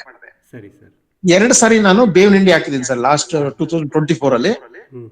24 ಅಲ್ಲಿ 1 ಸರಿ ಹಾಕಿದೆ, ಈ ಸಾರಿನೂ ಏಪ್ರಿಲ್ ಹಾಕ್ಸಿದೀನಿ. ಈಗ ರಿಪೀಟ್ ಮಾಡಿಸ್ತೀನಿ. ಯಾವ್ದಕ್ಕೆ ಇದು ಈಗ ಫಲ ಬಿಡ್ತಾ ಇರೋದು ಓಲ್ಡ್ ಗಾರ್ಡನ್ ಅದರಲ್ಲಿ ಮಳೆ ನೀರಲ್ಲಿ ಬೆಳೀತಾ ಇರೋದಕ್ಕೆ. ಅಲ್ಲಿ ಏನೋ ಇನ್ನೂ ಸ್ಟಾರ್ಟ್ ಆಗ್ಲೇ ಇಲ್ಲ ಸರ್, ತುಂಬಾ ಕಡಿಮೆ. ಈಗೇನೋ ಸ್ವಲ್ಪ ನೋಡ್ತಾ ಇದೀವಿ, ಕಾಯಿ ಕತ್ತಾ ಇದೆ. ಅಲ್ಲಿ ನೀರ್ ಬಿಡ್ತಿದ್ವಲ್ಲ ಆ ತೋಟದಲ್ಲಿ. But we last almost 10 plants ಅಲ್ಲಿ. ಹಾಗೆ ದಟ್ ಇಸ್ ಮೈ ಎಕ್ಸ್ಪೀರಿಯನ್ಸ್, ನಾನು ಅಬ್ಸರ್ವ್ ಮಾಡಿ ಸರ್. ಖಂಡಿತ ಸರ್, ಸಾಕಷ್ಟು ಬದಲಾವಣೆಗಳು ಏಕಕಾಲದಲ್ಲಿ ಆಗ್ತಾ ಇದೆ. ಟ್ರ್ಯಾಕ್ ಮಾಡೋದು ಕಷ್ಟವಾಗ್ತಾ ಇದೆ. ನಮ್ದು ಪ್ಯಾಕೇಜ್ ಆಫ್ ಪ್ರಾಕ್ಟೀಸ್ ಅಂತ ನಾವೇನ್ ಹೇಳ್ತೀವಿ ಅದನ್ನೇ ಮುಂದುವರ್ಸ್ಕೊಂಡು ಬರ್ತಾ ಇದೀವಿ, ಸಣ್ಣ ಸಣ್ಣ ಬದಲಾವಣೆಗಳು ಮಾಡಿಕೊಂಡು. ಬಟ್ ಆದ್ರೂ ತೆಂಗಿನ ನಿರ್ವಹಣೆ ಮತ್ತೆ ತೆಂಗಿನ ಇಳುವರಿ ಇವತ್ತು ಎಲ್ರಿಗೂ ಇದೊಂದು ಸಮಸ್ಯಾತ್ಮಕವಾಗಿ ಇದೆ. ಆಮೇಲೆ ಸರ್ ನಾನು ಇನ್ನೊಂದು ಅಬ್ಸರ್ವ್ ಮಾಡಿದೆ ಅಂದ್ರೆ, ಈ ಹೆಜ್ಜೆ ಇದೆಯಲ್ಲ ಸರ್, ಅದು ಈಗ ಈ ಆಲ್ಮೋಸ್ಟ್ ಒಂದು 3-4 months ಇಂದೀಚೆ ನಮ್ ತೋಟದಲ್ಲೇ ಒಂದು ದೊಡ್ಡ ಇದು ಬಂದ್ಬಿಟ್ಟಿತ್ತಲ್ಲಿ ಇದಿದೆ. ಈ ಸರಿ ಅದೊಂದು ಅಬ್ಸರ್ವ್ ಮಾಡಿದೆ. ಯಾಕಂದ್ರೆ ನಾವು ಇದು ಜೋನ್ಪೇಟ್ಗೆಲ್ಲ ಇಟ್ಟಿಲ್ಲ, ಜೇನಿಪೇಟ್ಗೆನ. ಬಟ್ ನನ್ಗನ್ಸ್ದಂಗೆ ಇದ್ರಲ್ಲಿ ಅಟ್ಮಾಸ್ಫಿಯರ್ ನಮ್ಮ ಇದ್ರಲ್ಲೇ ನಮ್ಮ ನೈಸರ್ಗಿಕವಾಗಿ ಇದಾವೆ, ಜೇನ್ನೊಣ ಇರ್ತವೆ ಅಲ್ವಾ ಸರ್? ಐ ಫೀಲ್ ಖಂಡಿತ ಇದೆ. ನಮ್ಮನೆ ತೋಟದಲ್ಲೂ 10 ವರ್ಷದಿಂದ ನಾನು ಯಾವ್ದು ಜೇನ್ಪೇಟ್ಗೆ ಇಟ್ಟಿಲ್ಲ. ಇದುವರೆಗೂ ಆಗಿರೋ ಪರಾಗಸ್ಪರ್ಶ ಎಲ್ಲ ನ್ಯಾಚುರಲ್ ಪಾಲಿನೇಟರ್ಸ್ ಇಂದಾನೇ ಆಗಿದೆ. ನ್ಯಾಚುರಲ್ ಪಾಲಿನೇಟರ್ ಅಲ್ಲಿ ಹನಿ ಬಿ ಒಂದು, ಇನ್ನು ಏನೇನೋ ಇರ್ತವೆ ಪಾಲಿನೇಟರ್ಗಳು ನಮಗ್ ಗೊತ್ತಿರಲ್ಲ. Apart from this honey bee ಬೇರೆ ಏನೇನೋ ಇರ್ತವೆ, ಪಾಲಿನೇಟ್ ಮಾಡ್ತಾ ಇರ್ತವೆ. ಬಟ್ ಅದು ಒಂದು ಕಾರಣ ಇರ್ಬೋದಾ ಅಂತ. ಹೆಜ್ಜೆನ್ ಗೂಡು ಕಟ್ಟಿರೋದು ಒಳ್ಳೆ ಸೂಚನೆ ನಿಮ್ಮ. May be sir, may be ಈಗ ನೀವ್ ಹೇಳಿದ್ಮೇಲೆ ಸಾರಿ ಇನ್ನೊಬ್ರು ಮಳೆ ಆಶ್ರಿತ ತೆಂಗಿನ ತೋಟದಲ್ಲಿ ಹೆಜ್ಜೆನ್ ಗೂಡು ನೋಡಿದ್ರ ಅಥವಾ ಈ ಬೋರ್ವೆಲ್ ತೋಟದಲ್ಲಿ ನೋಡಿದ್ರ? ಇಲ್ಲ ಸರ್, ಮಳೆ ಆಶ್ರಯದಲ್ಲಿ ಇದು ನೋಡಿದೆ, ಅಲ್ಲೇ ಕಟ್ಟಿದೆ, ಒಳಗಡೆನೆ ಇತ್ತು, ತುಂಬಾ ದೊಡ್ಡದಿದೆ ಸರ್ ಅಲ್ಲಿ. ಇಟ್ಸ್ ಎ ಗುಡ್ ಪಾಯಿಂಟರ್, ಅಂದ್ರೆ ಅದು ಒಳ್ಳೆ ಪಾಯಿಂಟರ್ ಅದು. ಯಾಕೆಂದ್ರೆ ಅಲ್ಲಿ ಜನ ಎಲ್ಲ ಈಗ ಓಡಾಡ್ಲಿಕ್ಕೆ ಭಯ ಬೀಳ್ತಿದ್ರು. ಅದು ಯಾಕಂದ್ರೆ ಒಂದೊಂದ್ಸರಿ ಅದು ರೈಸ್ ಇದಾಗ್ಬಿಟ್ರೆ ಎದ್ಬಿಟ್ರೆ ಬಹಳ ಕಷ್ಟ, ತಪ್ಪಿಸ್ಕೊಳಕ್ಕಾಗಲ್ಲ ಅದರಲ್ಲಿ. ಅಲ್ಲಿ ಹೌದು ಸರ್, ಅವೆಲ್ಲ ಆಗಿದೆ, ನಾನು ಅನುಭವಿಸಿದ್ದೀನಿ. ನಮ್ ತೋಟದಲ್ಲೂ ಈಗ ಹೆಜ್ಜೆನ್ ಗೂಡುಗಳು ಕಮ್ಮಿ ಆಗಿದೆ, ಇಲ್ವೇ ಇಲ್ಲ ಅಂತ ಹೇಳ್ಬೋದು 2-3 ವರ್ಷದಿಂದ.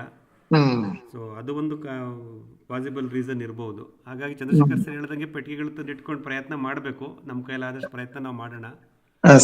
ಬಟ್ ಪ್ರಕೃತಿ ಅದು ನಾನು ಅಬ್ಸರ್ವ್ ಮಾಡಿ ಸರ್. ಥ್ಯಾಂಕ್ ಯು ಸರ್, ತುಂಬಾ ಚೆನ್ನಾಗಿದೆ ಸರ್. Thank you. ನೋಡಿ, ಈ ತರ ನಮ್ಮ ಈ ವಾರದ ಗೂಗಲ್ ಮೀಟ್ ಇದಕ್ಕೆ ಉಪಯೋಗ ಆಗ್ಬಿಟ್ರಂತ ಬಹಳ ಸಂತೋಷ ಸರ್.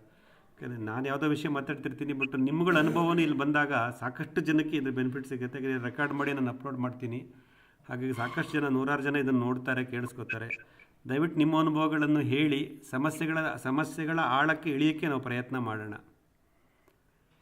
ಹೇಳಿ, ನೆಕ್ಸ್ಟ್ ಯಾರು ಫೀಡ್ಬ್ಯಾಕ್ ಕೊಡ್ತೀರಾ? ಕೊಡಿ. ನಮಸ್ತೆ ಸರ್, ಮುರಳೀಧರ ಸರ್. ನಮಸ್ಕಾರ ಮುರಳೀಧರ್ ಸರ್, ಹೇಳಿ. ಸರ್, ಇವತ್ತು ತುಂಬಾ ಚೆನ್ನಾಗಿತ್ತು ಅಂದ್ರೆ ನೀವು ಹೇಳೋದೆಲ್ಲ ಚೆನ್ನಾಗೇ ಇರುತ್ತೆ. ಅಂದ್ರೆ ನಿಮ್ಮ ತೋಟ ಒಳ್ಳೆ ಮಾದರಿಯಾಗಿದೆ ಸರ್. ಅದು ಎಲ್ಲ ರೀತಿ ಒಂದು ರೋಡ್ ಇದಾವೆ.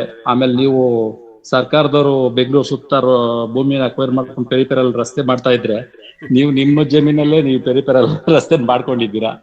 ಆಮೇಲೆ ಟ್ರೈನ್ ಫೆಸಿಲಿಟಿ ಇದೆ, ಅಲ್ಲ ನಿಮ್ಗಿಲ್ದಿದ್ರು ಅಲ್ಲಿದೆ. ಆಮೇಲೆ ಏರ್ ಟ್ರಾನ್ಸ್ಪೋರ್ಟ್ ಒಂದು ಇಲ್ಲ ಸರ್.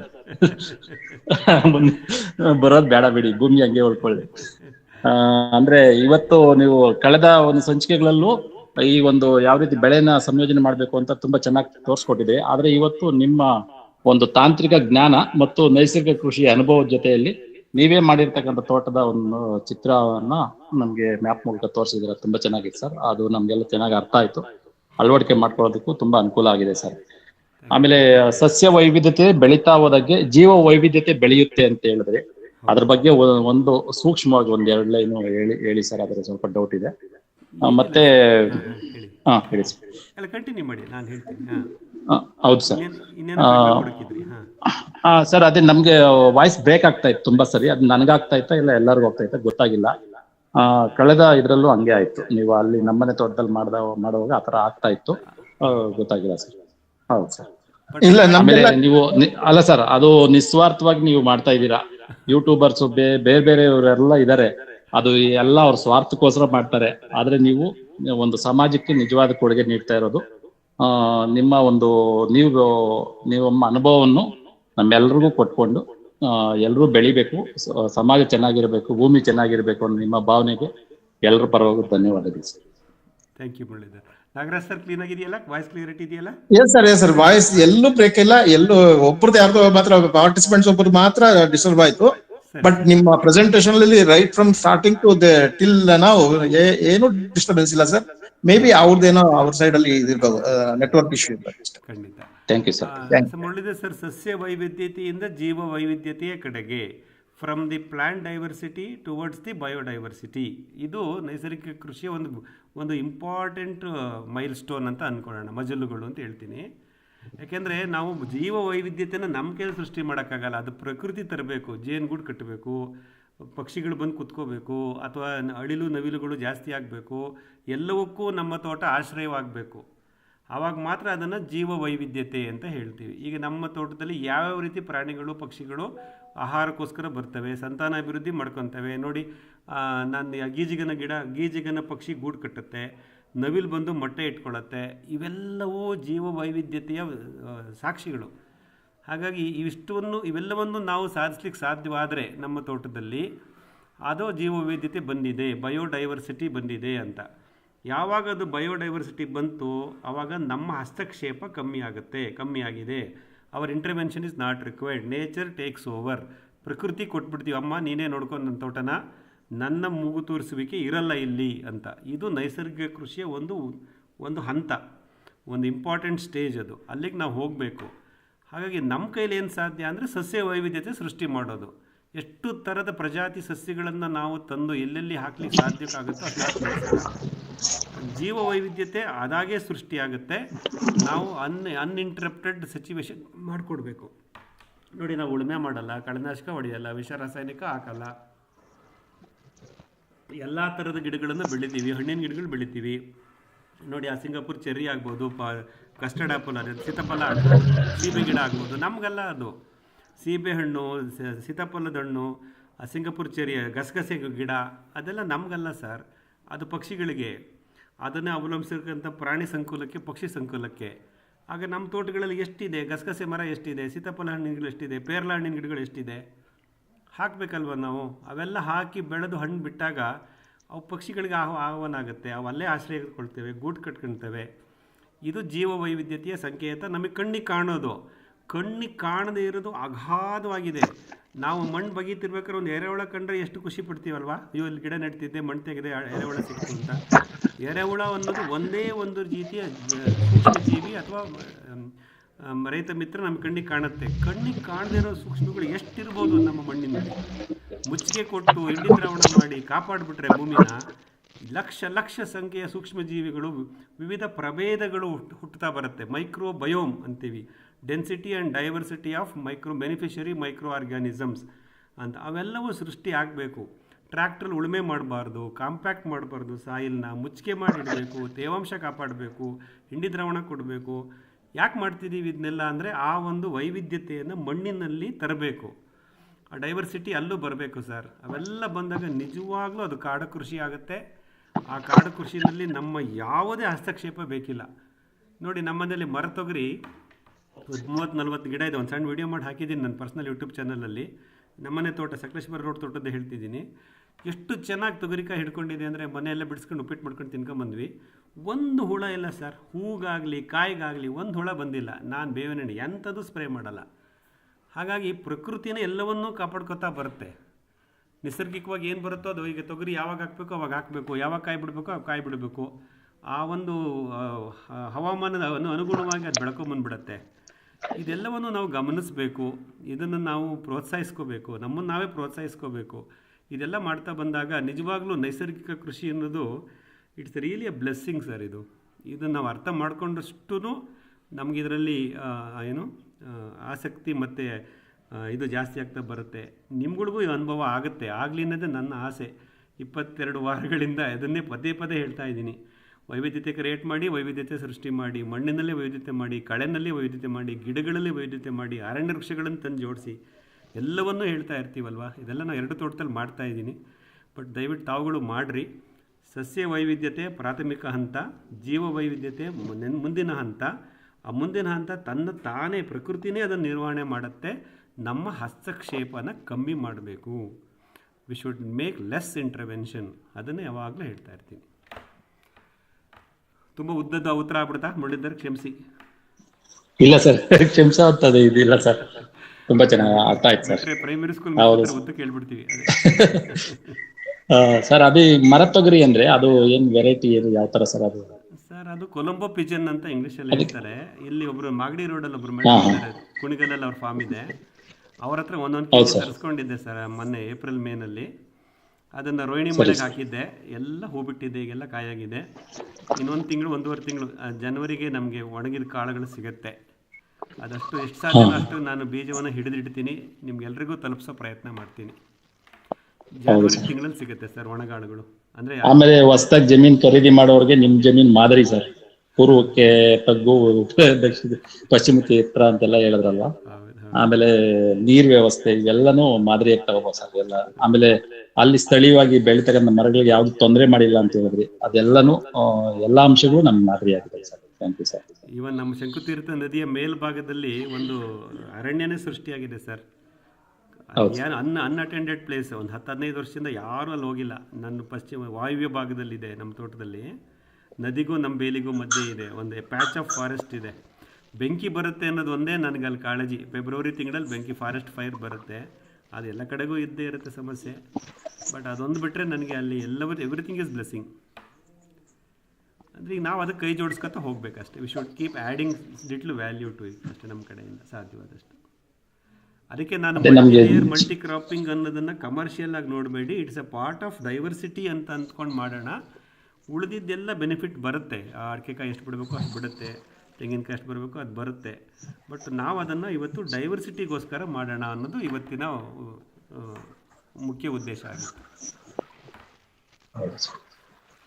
ಸರಿ, ನನ್ ಒಂದು ಬೇಡಿಕೆ ಇದೆ, ಅದು ಆಗ್ಬೋದು ಇಲ್ಲದೆ ಇರ್ಬೋದು. ವಾಟ್ಸಪ್ ಗ್ರೂಪ್ ಮಾಡಿದ್ರೆ ನೀವು ಮಾಡ್ತಕ್ಕಂಥ ವಿಡಿಯೋಗಳು ಅದೆಲ್ಲ ಮಾಡ್ಬೋದಾ? ನೀವು ಹಾಕ್ಬೋದಾ ಬೇಡವಾ? ಯಾಕೆಂದ್ರೆ ಇದ್ರಲ್ಲಿರೋ ಎಲ್ಲ ಸದಸ್ಯರು ನಮ್ಗೆ ಆಗ್ತಾ ಇರ್ತಾರೆ, ಸಿಗ್ತಾ ಇರ್ತಾರೆ. ಅವ್ರು ಏನ್ ಮಾಡ್ತಾರೆ ಗಂಟಿಸ್ಬೇಡ್ರಿ. ಈ ಚೆನ್ನಾಗಿದೆ. ಬುಧವಾರ ಇನ್ನೂ ಅರ್ಧ ಗಂಟೆ ಬೇಕಾದ್ರೆ 8 ಗಂಟೆಗೆ ಸೇರೋಣ. ಬಟ್ ಹೌದು ಸರ್, ತುಂಬಾ ಚೆನ್ನಾಗಿದೆ. ಬೆಸ್ಟ್ ಇದು ಸರ್ ಇದು. ಹೌದು ಸರ್. ಅಲ್ಲ, ನಿಮ್ ತೊಂದರೆ ಬೇಡ ಸರ್. ವಾಟ್ಸ್ಆಪ್ ಗ್ರೂಪ್ಗಳು ಮ್ಯಾನೇಜ್ ಮಾಡೋದು ಬಹಳ ಕಷ್ಟ. ಬೇಡ ಸರ್. ಇಲ್ಲೇ ನಾವು ಬುಧವಾರನೇ ಮಾತಾಡ್ತಾ ಹೋಗೋಣ. ಆಮೇಲೆ ಫೋಟೋಸ್ ಕಳಿಸ್ಬೋದು. ನಿಮ್ಮ ಫೋಟೋಸ್ನ ನನಗೆ ಒಂದು ದಿವಸ ಮುಂಚೆ ಮಂಗಳವಾರ ಮಧ್ಯಾಹ್ನ ಹೊತ್ತಿಗೆ ಕಳಿಸ್ಬಿಟ್ರೆ ನಾನು ಅದನ್ನು ಡಿಸ್ಪ್ಲೇ ಮಾಡಿಬಿಡ್ತೀನಿ ಈಗ ಸ್ಕ್ರೀನಲ್ಲಿ. ಅವಾಗ ನೀವು ವಿವರಣೆ ಕೊಡ್ತಾ ಬರ್ಬೋದು ನಿಮ್ಮ ಅನುಭವವನ್ನು. ಈ ಫಾರಮ್ನ ಯೂಸ್ ಮಾಡೋಣ, ಗೂಗಲ್ ಮೀಟ್ ಫಾರಮ್ನ ಯೂಸ್ ಮಾಡ್ಕೊಳ್ಳೋಣ. ಚೆನ್ನಾಗಿದೆ ಸರ್, ವಿಶೇಷವಾಗಿದೆ. ಹಾಂ, ಥ್ಯಾಂಕ್ ಯು. Good suggestion. ಈ ವಾಟ್ಸಪ್ ಗ್ರೂಪ್ಗಳು ಸಿಕ್ಕಾಬಿಟ್ಟೆ ಆಗಿ ಎಲ್ಲಾದ್ರಲ್ಲಿ ಇದರಿಂದ ಅದಕ್ಕೆ ಫಾರ್ವರ್ಡು, ಅದರಿಂದ ಇದಕ್ಕೆ ಫಾರ್ವರ್ಡ್ ಮಾಡಿ ಅದನ್ನ ಡಿಲೀಟ್ ಮಾಡೋದೇ ದೊಡ್ಡ ಕೆಲಸ ಆಗ್ಬಿಡುತ್ತೆ. ಇಲ್ಲೇ ಮಾಡೋಣ ಸರ್, ಬುಧವಾರ 8:15 ಮಾತಾಡ್ಕೊಳ್ಳೋಣ. ಬನ್ನಿ, ನಮ್ಮ ಫೋಟೋಗಳು ಶೇರ್ ಮಾಡ್ಕೊಳ್ತಾ ಬರೋಣ. ಯಾರಿಗೆ ಶೇರ್ ಮಾಡೋಕ್ಕೆ ಆಸಕ್ತಿ ಇದೆಯೋ ಅದನ್ನ ನನಗೊಂಚೂರು ಬುಧವಾರ ಮಧ್ಯಾಹ್ನ ಕಳಿಸ್ಕೊಟ್ರೆ ಸಾಕು. ನಾನು ಎಕ್ಸ್ಪ್ಲೈನ್ ಮಾಡಿಬಿಡ್ತೀನಿ. ಆ ಟೈಮಲ್ಲಿ ನೀವು ಅದನ್ನು ಎಕ್ಸ್ಪ್ಲೈನ್ ಮಾಡ್ತಾ ಇರ್ತೀವಿ. ಎಲ್ರಿಗೂ ಕಾಣಿಸುತ್ತಲ್ಲ. ಓಕೆ, ನೆಕ್ಸ್ಟ್ ವೀಕಿಂದ ಮಾಡೋಣ ಆ ಥರ. Let us use this live forum only. ನಂದೊಂದು ಸಜೆಷನ್ ಹೇಳಿ ದಯಾನಂದ್ ಸರ್. ಈ ಮೀಟಲ್ಲಿ ಇರೋ ಎಲ್ಲಾರ್ಗು ದಯವಿಟ್ಟು ತಪ್ಪು ತಿಳ್ಕೊಬೇಡಿ. ಇದಾಗ್ಲೇ ಒಂದ್ಸತಿ ಹೇಳಿದೀನಿ. ನನ್ಗನ್ಸುತ್ತೆ ನಾವೇನಾದ್ರು ಕಾಂಟ್ರಿಬ್ಯೂಟ್ ಮಾಡ್ಬೇಕು ಮಂಜುನಾಥ್ಗೆ ಇಷ್ಟು ಎಫರ್ಟ್ ತಗೊಳ್ಳೋದಕ್ಕೆ. ನಾನ್ ಮಾಡ್ತಾ ಇದ್ದೀನಿ. ದಯವಿಟ್ಟು ನೀವು ನಿಮ್ಮ ಕೈಲಾದಷ್ಟು ಅವ್ರಿಗೆ ಕಾಂಟ್ರಿಬ್ಯೂಟ್ ಮಾಡಿದ್ರೆ ಒಳ್ಳೇದು ಅನ್ಸುತ್ತೆ ನನಗೆ. This is my suggestion only. Please take it. Yes, yes, sir. Yes, sir. Okay. That should be honor. We should honor him one way or the other. That's my suggestion. ಇದು ಬಹಳ ಮುಂಚೆ ಹೇಳಿದ್ದೆ, ಆಮೇಲೆ ನಾನ್ ಮೀಟಿಗೆ ಬರಕ್ ಆಗ್ತಿರ್ಲಿಲ್ಲ, ಸ್ವಲ್ಪ ತೊಂದರೆ ಇದ್ದಿದ್ದರಿಂದ ಇವತ್ತು ಬಂದಿದ್ದೀನಿ. ನಾನು ತಿರ್ಗಾ ರಿಪೀಟ್ ಮಾಡ್ತಾ ಇದ್ದೀನಿ. ಪ್ಲೀಸ್ ಸರ್ ಇರ್ಲಿ ಸರ್, ಅದು ಇರ್ಲಿ. ಮಂಜು ಪ್ಲೀಸ್ ನೀವು ಮಧ್ಯೆ ಬರಬೇಡಿ, please. Okay, leave it to the individual concern. ಅದಕ್ಕೆ ಹೇಳಿದ್ದೆ ನೀವು ಪ್ಲೀಸ್ ಮಧ್ಯೆ. ಸಾರಿ. ಮೋಟಿವೇಶನ್ ಸರ್, ಎಲ್ಲ ಮೋಟಿವೇಶನ್ ಅಲ್ವಾ? Everything is a motivation. ಖಂಡಿತ, I will take it as a motivation. Please.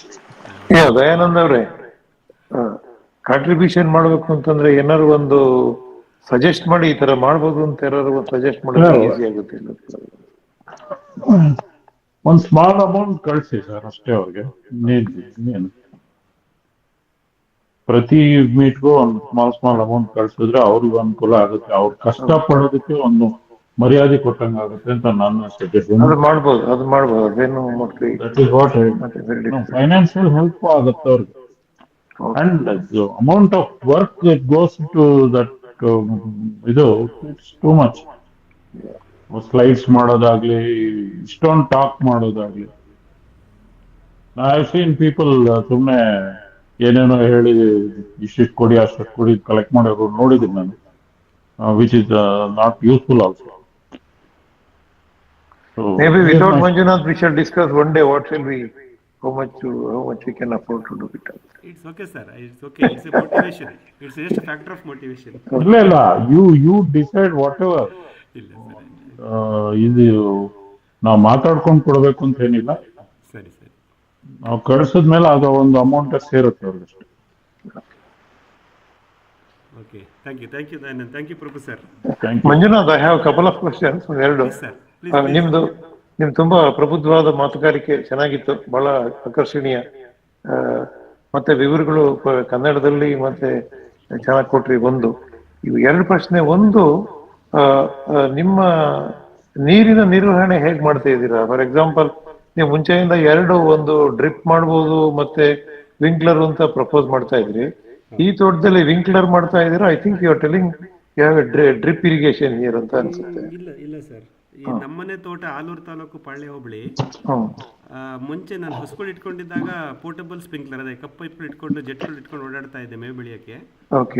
ಈಗ ಮೇ 24ರಿಂದ ಮತ್ತೆ ನಾನು ವಾಪಸ್ ಹೋದ್ಮೇಲೆ ಫಸ್ಟ್ ಕೆಲಸ ಮಾಡಿದೆ, ಫೆಬ್ರವರಿ 2024ರಲ್ಲಿ 185 ವಿಂಕ್ಲರ್ ಬಂತು. ಫಸ್ಟ್ ಥಿಂಗ್ ಈ setting up the sprinkler system ಫೆಬ್ರವರಿನಲ್ಲೇ ಮಾಡ್ಕೊಂಡೆ. February 24 May 24 first round of additional cropping along with coconut tree ಮಾಡಕ್ಕೆ ಸ್ಟಾರ್ಟ್ ಮಾಡಿದ್ದು. So sprinkler is the most appropriate irrigation system for multi layer multi crop. ಮತ್ತೆ ನೀರು ಕಮ್ಮಿ ಬೇಕಾಗುತ್ತೆ ಅನ್ಸುತ್ತೆ ವಿಂಕ್ಲರ್ ಅಲ್ಲಿ ಡ್ರಿಪ್ ಗೆ. ಪ್ರಭು ಸರ್, ನಾನು ಮಂಜುನಾಥ್ ಹೇಳಕ್ ಮುಂಚೆನೆ ಯಾರೋ ಮಾಡಿದ್ ನೋಡಿ ನಾನೇ ಹುಡುಕಿ ತಂದು ಹಾಕಿದ್ದೆ. ಅಫ್ಕೋರ್ಸ್ ಮಂಜುನಾಥ್ ಆಮೇಲೆ ಮಂಜುನಾಥ್ ಸಂಪರ್ಕ ಬಂದ್ಮೇಲೆ ಅದು I thought I did a good work, but I think that is more effective than. ನಾನು ಬಹಳ ಸುಮಾರು ಟ್ರೈ ಮಾಡ್ತಿದ್ದೀನಿ. ಸ್ಮಾಲ್ ಸ್ಪ್ರಿಂಕ್ಲರ್ಸ್ ಅದು ಇದು ಏನೇನೋ ತಂದು ಹಾಕಿ ಎಲ್ಲ ಕಿತ್ಬಿಸಾಕಿ ಬರೇ ರಿಂಕ್ಲರ್ಸ್ ಹಾಕಿದ್ದೇನೆ. ಅದೇ ರಿಂಕ್ಲರ್ ಸಿಸ್ಟಮ್ ಅಲ್ಲಿ ಪ್ರೆಷರ್ ತುಂಬಾ ಬೇಕಾಗುತ್ತಾ ನೀರಿಂದು? ಇಲ್ಲ ಏನ್ ಬೇಕಾಗಲ್ಲ. ಡ್ರಿಪ್ಪಿಗೆ ಎಷ್ಟಿರುತ್ತೆ ಅದೇ ಸಾಕಾಗುತ್ತಾ? ಸಾಕಾಗುತ್ತೆ. ನೀವು ಆದ್ರೆ ಲೈನ್ ಕಂಟ್ರೋಲ್ ಮಾಡಬೇಕು ಅಷ್ಟೇ. ಸರ್ ವಿಂಕ್ಲರ್ ಏನಾಗುತ್ತೆ, ನಿಮ್ ರಿಂಕ್ಲರ್ಸ್ ಪ್ರೆಷರ್ ಬರ್ಲಿಲ್ಲ ಅಂದ್ರೆ ಒಂದ್ ಲೈನ್ ನಿಲ್ಸಿ ಒಂದ್ ಲೈನ್ ಓಡಿಸಿದ್ರೆ ಆಯ್ತು. ಪ್ರೆಷರ್ ನೀವು ಕಂಟ್ರೋಲ್ ಮಾಡ್ಕೋಬೇಕು, ಯಾಕಂದ್ರೆ ಪ್ರೆಷರ್ ಇನ್ಕ್ರೀಸ್ ಆಗೋದು ಇಲ್ಲ, ಕಮ್ಮಿ ಆಗೋದು ಇಲ್ಲ. ಬಟ್ ಡ್ರಿಪ್ ಅಲ್ಲ ಪ್ರಾಬ್ಲಮ್ ಇದ್ದೇ ಇದೆ ಯಾವಾಗ್ಲೂ. ಇದ್ರಲ್ಲಿ ಇನ್ನೊಂದಿದೆ ಸರ್, ಬ್ಲಾಕ್ ಆಗಲ್ಲ. That is very important. Drip ಅಲ್ಲಿ block is a major problem. ಅದೆಲ್ಲ ಕ್ಲೀನ್ ಮಾಡೋದು ತುಂಬಾ ಕಷ್ಟ. ನಾನು 20 mm PVC ಪೈಪ್ ಹಾಕಿ ರಿಂಕ್ಲರ್ಸ್ ಹಾಕಿದ್ದೇನೆ. ಓಕೆ, ಇನ್ನೊಂದು ಪ್ರಶ್ನೆ ಮಂಜುನಾಥ್ ಅವ್ರಿಗೆ. ಹೇಳಿ ಸರ್. ನೀವು ತೆಂಗಿನ ಮರ ಸುಮಾರು ಬರೀ 20% ಮಾತ್ರ ಈಲ್ಡ್ ಕೊಡ್ತಾ ಇದೆ ಅಂತ ಹೇಳಿದ್ರಿ. ನೀವು ನಾರ್ಮಲ್ ಆಗಿ ಒಂದು ತೆಂಗಿನ ಮರದಲ್ಲಿ ಎಷ್ಟು ಈಲ್ಡ್ ಎಕ್ಸ್ಪೆಕ್ಟ್ ಮಾಡ್ತೀರಾ ಒಂದು ವರ್ಷಕ್ಕೆ ನೀವು? ಸರ್ ಅದು ಸಬ್ಜೆಕ್ಟಿವ್. 200 ತೆಂಗಿನ ಮರ ಇರ್ತಕ್ಕಂಥ ತೋಟದಲ್ಲಿ ಅವರೇಜು 80ರಿಂದ 110, 120 ಪರ್ ಟ್ರೀ. Okay okay. 80ರಿಂದ 100, ಅಟ್ಲೀಸ್ಟ್ 80 to 100 ಅಂದ್ರೆ ಓಕೆ, ಅಂದ್ರೆ ಜಸ್ಟ್ ಪಾಸ್ ಆಗಿದ್ದೀವಿ ಅಂತ. ಬಟ್ ಈ ವರ್ಷ ಕಳೆದ ವರ್ಷದಿಂದ ಅಷ್ಟು ಬರ್ತಾ ಇಲ್ಲ, ಅದು ಕನ್ಸರ್ನ್. ಸರ್ ಅದ್ರಲ್ಲಿ ಲಾಸ್ಟ್ ಇಯರ್ ನನ್ಗೆ 80 ಬಂತು, ಅದ್ರ ಹಿಂದಿನ ವರ್ಷ 40 ಇತ್ತು. ನಾನ್ ರೆಂಕ್ಲರ್ಸ್ ಹಾಕದ್ಮೇಲೆ 80ಗೆ ಪುಷಪ್ ಆಯ್ತು. ಈ ವರ್ಷ ಫುಲ್ ಬಿದ್ದೋಯ್ತು ನಂದು. ಈ ಸಮಸ್ಯೆ ನೀವು ಹೇಳ್ದಂಗೆ ಏನಾದ್ರು ಫರ್ಟಿಲಿಟಿ ಪ್ರಾಬ್ಲಮ್ ಇರ್ಬೋದಂತ ಸಸ್ಪೆಕ್ಟ್ ಮಾಡ್ತಿದ್ರಿ. ಯಾವ್ದಾದ್ರು ನ್ಯೂಟ್ರಿಯೆಂಟ್ಸ್ ಏನಾದ್ರು ನಾವು ಕೊಡೋದ್ರಲ್ಲಿ ಹೆಚ್ಚು ಕಮ್ಮಿ ಆಗ್ತಾ ಇದೆಯಾ? ಸರ್ ನ್ಯೂಟ್ರಿಯೆಂಟ್ ಪ್ರಾಬ್ಲಮ್ ಇದ್ರೆ ನಟ್ ಡ್ರಾಪ್ ಆಗುತ್ತೆ. ನಟ್ ಡ್ರಾಪ್, ನಟ್ಸ್ ಫಾರ್ಮೇಶನ್ ಆಗಿ ಡ್ರಾಪ್ ಆದ್ರೆ ವಾಂಟ್ ಆಫ್ ನ್ಯೂಟ್ರಿಷನ್ ಅಂತ ಕೆಮಿಕಲ್ ಫಾರ್ಮಿಂಗ್ ನವ್ರು ಹೇಳ್ಕೊಡ್ತಾರೆ. ಓಕೆ, ನೀರಿನ ಸಮಸ್ಯೆ ಇದೆ, ಬೋರಾನ್ ಹಾಕಿ, ಪೊಟ್ಯಾಶ್ ಹಾಕಿ, ಅದಾಕಿ ಇದಾಕಿ ಅಂತ ಅವ್ರ ತಲೆ ತಿಂತಾರೆ. ಓಕೆ, ನಮ್ಗೆ ಇಲ್ಲಿ issue is not nut drop, issue is the formation of nut it self.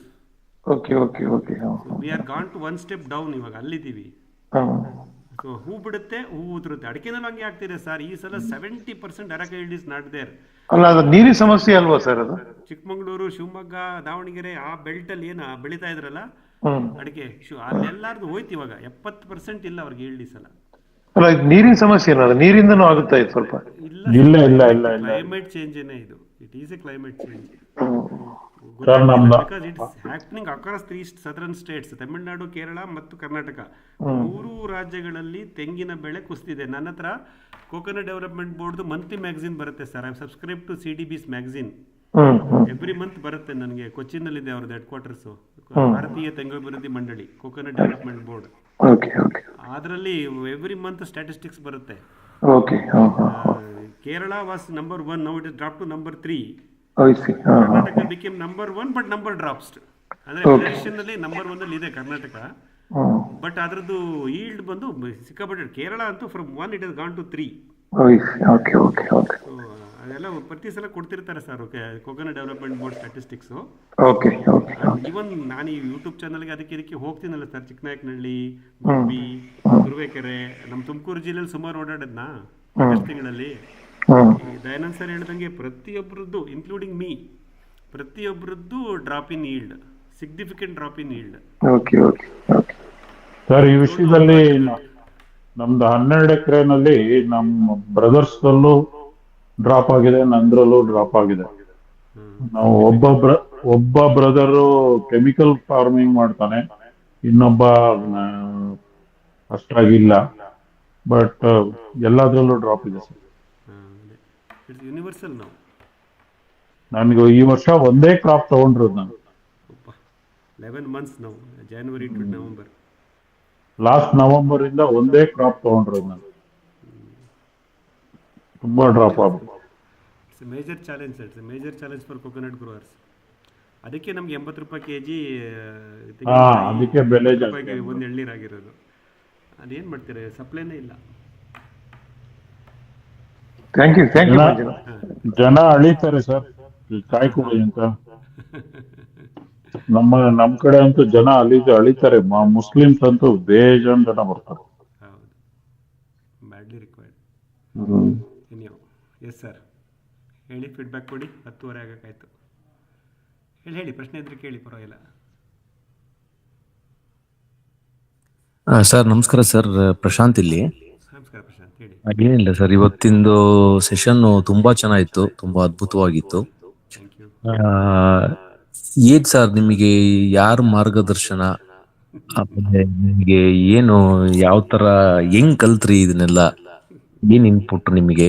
Just wanted to know sir. ಆಸಕ್ತಿ ಸರ್, ಯೂಟ್ಯೂಬಲ್ಲಿ ನೋಡೋದು, ಬುಕ್ಸ್ಗಳು ಓದೋದು. ಅದು ಈ ನಡುವೆ ತುಂಬಾ. ನೀವು ನಮಗೆ ಮಾರ್ಗದರ್ಶನ ಆಗಿದ್ದೀರಾ, ಅದೇ ತರ ನಿಮಗೆ ಯಾರಾದ್ರೂ ಗುರುಗಳು ಅಥವಾ ಮಾರ್ಗದರ್ಶಕರು ಯಾರಾದ್ರೂ ಇದಾರ ಸರ್? ಆ ಥರ ತುಂಬ ಜನ ಇರ್ತಾರೆ ಇಂಡೈರೆಕ್ಟ್ ಆಗಿ. ಓದೋದು ಸರ್, ತುಂಬ ಓದ್ತಾ ಇದ್ದೆ. ಮತ್ತು ತೋಟದ ಭೇಟಿ ಸರ್, ಮುಖ್ಯವಾಗಿ ನನಗೆ ಆ ಯೂಟ್ಯೂಬ್ ಚಾನಲ್ಗೋಸ್ಕರ ಆಗ್ಬೋದು, ಬೇರೆ ಕಾರಣಗಳಾಗ್ಬೋದು, ತೋಟಗಳಿಗೆ ಭೇಟಿ ಕೊಡ್ತೀನಲ್ಲ, ಒಂದೊಂದು ತೋಟಕ್ಕೆ ಹೋದಾಗಲೂ ನನಗೆ ಒಂದೊಂದು ರೀತಿ ಅವರ ಅನುಭವಗಳು ಅವು ಕೆಲವನ್ನ ಆ ರೈತರು ಹೇಳಿರಲ್ಲ ನನಗೆ, ಬಟ್ ನನ್ನ ಕಣ್ಣಿಗೆ ಕಾಣ್ತಾ ಇರುತ್ತೆ.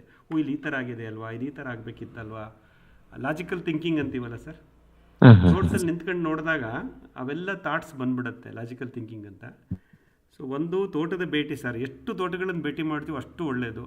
ಪುಸ್ತಕಗಳನ್ನು ಓದಬೇಕು, ತೋಟದ ಭೇಟಿ ಮಾಡಬೇಕು, ಒಳ್ಳೊಳ್ಳೆ ಇದು ಸರ್, ಏನು ವಾಟ್ ದಟ್ ಕಾಲ್ಡ್ ಪಾಡ್ಕಾಸ್ಟು, ಎಂತೆಂಥ ಪಾಡ್ಕಾಸ್ಟ್ಗಳು ಬರ್ತಾ ಇದೆ ಅಂದರೆ 60 ಮಿನಿಟ್ಸ್ 75 ಮಿನಿಟ್ಸ್ ಹೋಗಿದ್ದೇ ಗೊತ್ತಾಗಲ್ಲ, ಅಷ್ಟು ಡೀಪಾಗಿ ತೊಗೊಂಡೋಗಿ ಮಾತಾಡ್ತಾರೆ.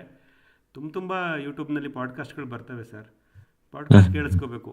ಈ ಸಣ್ಣ ಸಣ್ಣ ವೀಡಿಯೋಗಳು 8 ನಿಮಿಷ 10 ನಿಮಿಷ ವೀಡಿಯೋದಲ್ಲಿ ಏನೂ ಇರಲ್ಲ, ಅಂದರೆ they will not go to the basics. ನಿಮಗೆ ಡೀಟೇಲ್